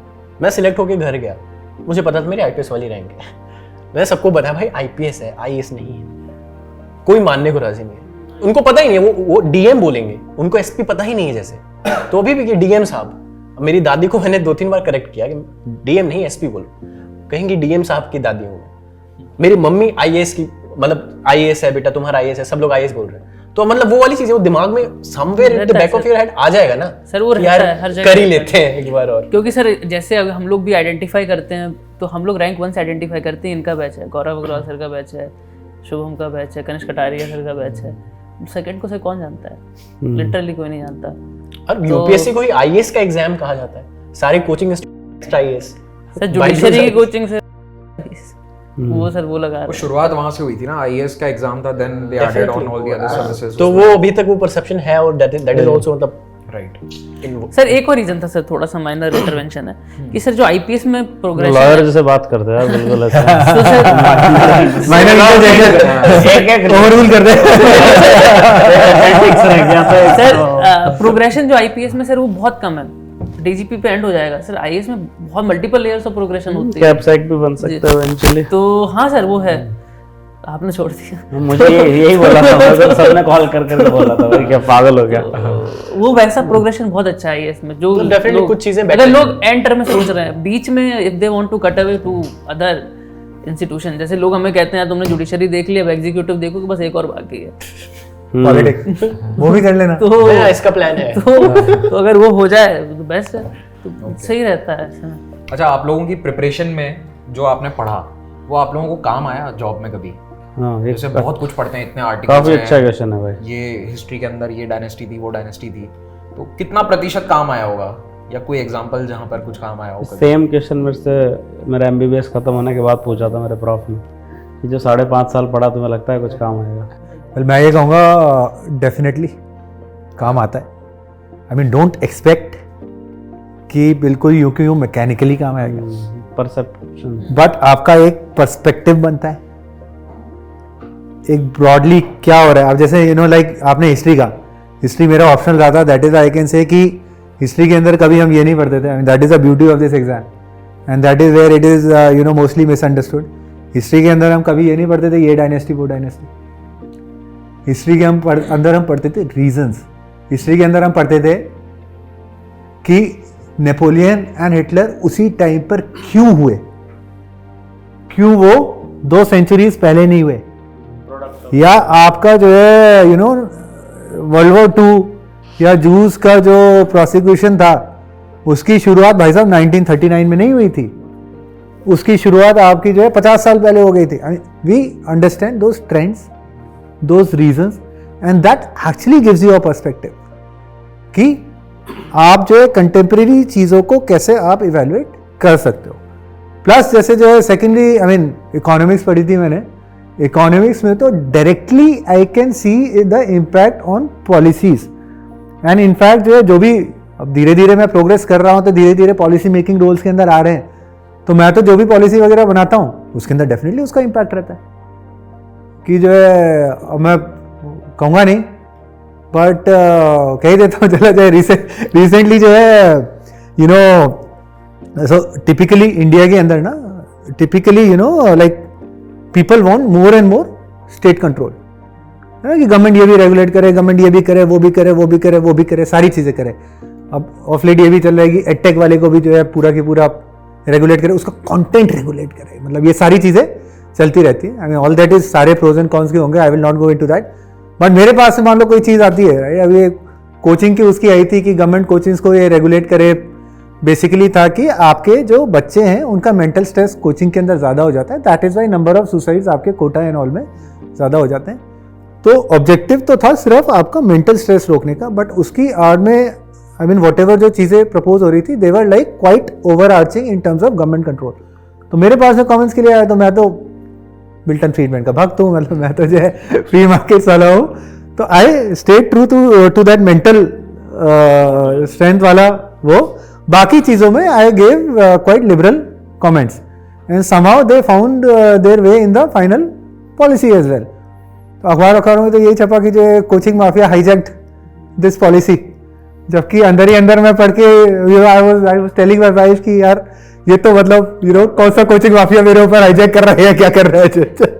मतलब मैं तो just so this is what I want to tell कि जो चीज़ें पढ़ते हैं they give you that perspective, जिसकी वजह से डेफिनेटली आप उसको एम्प्लॉय करते हैं। आई मीन डोंट थिंक कि सडनली आप जो जाके यू नो MV = PY या कुछ ये वो फलाना दिमाग का ये वो करने लग जाओगे, बट पूरा आपका उसके अंदर कंटिन्यूटी तो रहती है। इवन कॉन्वर्स केस है मेरा, तो जॉब ने मेरी प्रिपरेशन में ज़्यादा हेल्प की है, क्योंकि even Laxmikanth is a bible for non lawyers, but मैंने लक्ष्मीकांत नहीं पढ़ी लिटरली, मुझे पॉलिटी के लिए लॉ का जो मैंने पढ़ा था 5 साल वो हेल्प कर गया और बहुत सारे जो रिसेंट केसेस थे जिसमें आई यूज टू गेट इन्वॉल्व, वो भी हेल्प कर गए। तो कंटिन्यूटी है सर, ऐसा नहीं है कि ये चीज़ इधर हेल्प करेगी, क्या पता पास की भी चीज़ें आपको इधर हेल्प करें और इधर की चीज़ें आगे लेके जाएं। तो you can not completely wipe out your experiences and understanding which you have gained. Sir subconsciously काफ़ी सारे वेरिएबल्स प्ले आउट करते हैं, हम लोग उसको क्लियरली आइडेंटिफाई नहीं कर पाते हैं कि ये चीज़ कर रही है। सबसे बड़ी चीज़ है प्रॉब्लम सॉल्विंग ना। When you can't see the big picture you can't solve the problem. तो वो प्रिंसिपल्स जो हैं किसी भी चीज़ के, इकोनॉमिक प्रिंसिपल्स हैं या जो भी है, जैसे बलिया में आई वाज देयर, तो वहाँ के रीजंस इंडस्ट्रीज़ क्यों नहीं है यहाँ, तो आई कुड सी थिंग्स कि वो क्यों है, कनेक्टिविटी इशू आ जाता था या जोग्राफिकल फैक्टर था, वो सारी। तो वो प्रिंसिपल्स तो एग्जिस्ट करते हैं, सोल्यूशन उन्हीं में मिलेगा आपको। तो unless you can't see the problem जो आ रही है और वो बेसिक प्रिंसिपल की वजह से आ रही है, तो you can't get the solution to it. तो उस वे में वो हेल्प करता है। मतलब मुझे भी लगता है कि जो पढ़ाया भी जाता है हमें या यूपीएससी के लिए जो हम पढ़ते हैं वो काफ़ी प्रैक्टिकल चीज़ें होती हैं। फॉर एग्जाम्पल, अब if I get into IAS and I am say I have to make a policy on women, तो मैं ओवरआर्किंग चीज़ देखूंगा। तो मुझे ये चीज़ें पता है कि भाई वुमेन में anaemia, 50% of women in India have are suffering from anaemia, और इसके कॉजेज क्या हैं। तो ये सारी चीज़ें हम प्रैक्टिकली भी पढ़ रहे हैं कि क्या इशूज़ हैं, newspaper and all these things. तो मुझे लगता है कि ओवरऑल कंटेम्प्रेरी टाइम्स में क्या चल रहा है, हम यूपीएससी की तैयारी से उससे अपडेट होते रहते हैं। तो ऐसे नहीं बस बुकिश चीज़ें पढ़ रहे हैं, हम प्रैक्टिकल ऑन ग्राउंड जो रियलिटी है उसके बारे में काफ़ी पढ़ रहे हैं। तो definitely that will have an impact on when we serve on the ground. तो ऐसा है कि पढ़ाई लिखाई अच्छे से कर लो, आगे काम आएगी। ये मत सोचो कि आज पढ़ लिया और एग्जाम के बाद भूल जाऊंगा। ओके, तो ये सबके लिए एक लेसन है जो एस्पिरेंट्स हैं अभी। आप लोगों से एक मुझे ये सवाल पूछना था कि आपकी फेवरेट बुक कौन सी है ड्यूरिंग द प्रिपरेशन टाइम, जिसने आपकी हेल्प करी या बहुत मज़ा आ गया कि इसको पढ़ के ऐसी होनी चाहिए किताब? कोई एक किताब फेवरेट? बहुत सारी हैं। एनीवन, तो नंबर 1? मतलब ऐसी किताब हो जो हर एस्पिरेंट को पढ़नी चाहिए। इट शुड बी लाइक, कैसे नहीं कि कुछ मतलब रैंडम बुक, मतलब कि मतलब बाइबल टाइप है, तो इसको तो पढ़ ही लो, मतलब अगर कोई यूपीएससी क्रैक करना है। और जीएस से रिलेटेड, नॉट योर ऑप्शनल। मतलब सिलेबस की किताब? हाँ हाँ, ताकि हर एस्पिरेंट को पढ़नी चाहिए ना। मतलब सिलेबस और सिलेबस व्हाटएवर होता जो you think. For example it could be like Plassey to partition. मैं अगर ये सजेस्ट करूं कि हिस्ट्री जीएस वालों को पढ़नी चाहिए, it's a good book. It was an excellent book. तो वैसा एक एग्जांपल हो गया कोई? Well I think DD Basu was a quite a good book. DD Basu बहुत ही अच्छी थी। लक्ष्मीकांत मैंने पढ़ी नहीं कभी, बट डीडी बासु हमारे टाइम के बाद फेमस हुई थी लक्ष्मीकांत। हमारे टाइम पे इतनी फेमस नहीं थी। हाँ वही तो कह रहा हूँ, हमारे टाइम पे नहीं थी। मुझे लगता है पॉलिटी के लिए as far as prelims is concern, नहीं हम तो वो पढ़ते थे सुभाष कश्यप, आवर कॉन्स्टिट्यूशन, और ये DD Basu an introduction to कुछ। ये तो एंड डीडी बासु की it was like very much grounded in case laws, जो लेटेस्ट चीजें चलती थी, जो भी उस बुक के एडिशन तक कवर होती थी, डीडी बासु के अंदर काफी अच्छे तरीके से उसका एनालिसिस। अच्छा, अभी I think it's Laxmikanth. People don't. Laxmikanth मतलब प्रीलिम्स के लिए तो बेस्ट है, मेंस के लिए नहीं है। मेंस के लिए will have to add on a little bit, but prelims के लिए आई थिंक लक्ष्मीकांत के नोट्स ही नहीं बन सकते। आई थिंक हिस्ट्री की मैंने काफी सारी पढ़ ली थी, तो रामचंद्र गुहा की जो इंडिया आफ्टर गांधी, वो काफी मतलब मुझे इंटरेस्टिंग लगी। Post independence. हाँ, आपका ऑप्शनल नहीं, गांधी के बाद की पूरी उन्होंने टेकअप किया हुआ है। आपका ऑप्शनल हिस्ट्री था? नहीं हिस्ट्री नहीं था। ओके, अच्छा, दैट यू रेड। जीएस के लिए आपने जीएस के लिए आई रेड। काफी मोटी किताब है, बहुत ज्यादा। मैंने कॉलेज के टाइम में पढ़ी थी। मैं तो ऑप्शनल के लिए पढ़ी थी। अच्छा, वो पढ़ी है। वो पर्सपेक्टिव के लिए अच्छी लगी थी मुझे बुक। तो दैट कैन मतलब that is good if you have time. अगर आपके पास 2-3 साल है तो एक बार जरूर पढ़ लो, बहुत अच्छा पर्सपेक्टिव डेवलप हो जाता है। लेकिन अगर रिवीजन और वो देना एग्जाम वो 1 साल के लिए करना है तो मुझे लगता है स्पेक्ट्रम उस पर्पस के लिए नहीं है वो तो स्पेक्ट्रम और यू हैव एनसीईआरटी और न्यू एनसीईआरटी। आने वाले टाइम में आई होप कि भैया इकोनॉमिक्स के लिए मैं जो बुक लिख वो जो है बच्चे इसी तरह से कहेंगे। Nice plug in. और ऋषभ, आप इधर का टीजर हो चुका है सर की बुक का, अब trailer. Sir books, sir I am ours two books, नहीं पढ़ी इतनी बुक्स। सिर्फ टेस्ट पे, जैसे आपसे बताया था इनिशियली कि टेस्ट पे ज्यादा फोकस किया है, बुक्स बहुत कम रखी है। Minimum text maximum test. मेरा भी सिमिलर है, मैं तो ऑनलाइन वाला बंदा हूं यार। तो विकिपीडिया, ब्लॉग्स, मृणाल, जो मिल जाए मतलब मैं तो चाट लेता था पूरा। मेरा क्वेश्चन आप चारों के लिए है and I want a very concise answer. एक सुपर पावर जो आप लोगों के पास एज अ ब्यूरोक्रेट होनी चाहिए, या आपका ड्रीम है कि काश मेरे पास ये पावर होती? महेंद्र सिंह धोनी की तरह high school head. I think सबसे ज्यादा जरूरी मेरे को तो दिमाग ठंडा। बिल्कुल, चाहे कैसी भी सिचुएशन हो, चाहे कुछ हो, धोनी की तरह high school head. Definitely, I'll go with that. That is not allowed. कुछ अलग पावर बताओ आप। डिमांड होगी प्राइम मिनिस्टर की तरह वर्क एथिक एंड एनर्जी। 16 घंटे डेली। जुनैद? सुपर पावर में कुछ भी, कहीं उड़ के जो पहुंच आप जाओ, चाहोगे आपके अंदर हो, मतलब एक्सरे विजन, कोई makes you a better bureaucrat. कोई झूठ बोल रहा है पता चल जाए। नहीं तो वो तो हम लोग समझ जाते हैं, ह्यूमन रिलेशंस जब आप इतने लोगों से इंटरेक्ट करते हो ना, तब आप समझ जाते हो वो कौन किस पर्पज से आया। But I feel the real need of policies कि वो ग्राउंड तक पहुंच पाए। बहुत सारी पॉलिसीज फॉल्टर करती हैं क्योंकि हम लोग उनको इम्प्लीमेंट नहीं, एग्जीक्यूट नहीं कर पाते ग्राउंड पे। तो I think good thing will be with a bureaucrat कि वो रियल चीज़ देख सके कि एक्चुअल में what is the need. Like farmers की इनकम को डबल करना है, we are using so many ways उसकी, बट नहीं हो पा रहा है, we are not able to work on that part agriculture को फ्लरिश करने का। तो what actually will work on the ground ना, that is a very typical thing. लोग पायलट्स करते हैं, सारी चीज़ें करते हैं, बट स्टिल वो एग्जीक्यूट नहीं हो पाती। तो दैट सुपर पावर के exactly to bring that change in lives of people, वो how exactly that policy will work, वो हो तो आई थिंक वो एग्जीक्यूट अच्छे वे में हो सकता है। ओके, आई से कि अभी जो मेरे अंदर मोटिवेशन है टू वर्क फॉर पीपल, वो मेरे पूरे सर्विस में रहे। आई थिंक ये सुपर पावर ही है, बिकॉज जितना सुना है कि इट टेपर्स आउट, तो आई वुड वांट कि ये मेरी सुपर पावर है कि मैं जिस मोटिवेशन के साथ मैंने स्टार्ट की थी प्रिपरेशन, वो entire through out my service मैं उस इंटीग्रिटी और जो सोच के आया था मैं वो हटने ना दूँ और सिस्टम का पार्ट ना बन जाऊँ। सिस्टम के साथ रहते हुए जितना अच्छा काम कर पाऊँ, उसी मोटिवेशन के साथ मैं थ्रू आउट माई करियर करना चाहूँगा। चलिए, तो आप चारों से बात करके बहुत ही अच्छा लगा। रोमन ने भी बहुत अच्छे इंसाइट्स हमें दिए and hopefully this was a good session for all of you watching this. अगर आप लोगों को ये इंटरेक्शन अच्छा लगा है तो नीचे कमेंट करके ज़रूर बताना कि किस तरह का इंटरेक्शन आपको ये लगा, और इस तरह के इंटरेक्शंस हम आपके लिए ऑर्गेनाइज करें या नहीं। आपका फीडबैक बहुत ज़रूरी है and do like the video and also share it with your friends. So thank you so much everyone for joining us.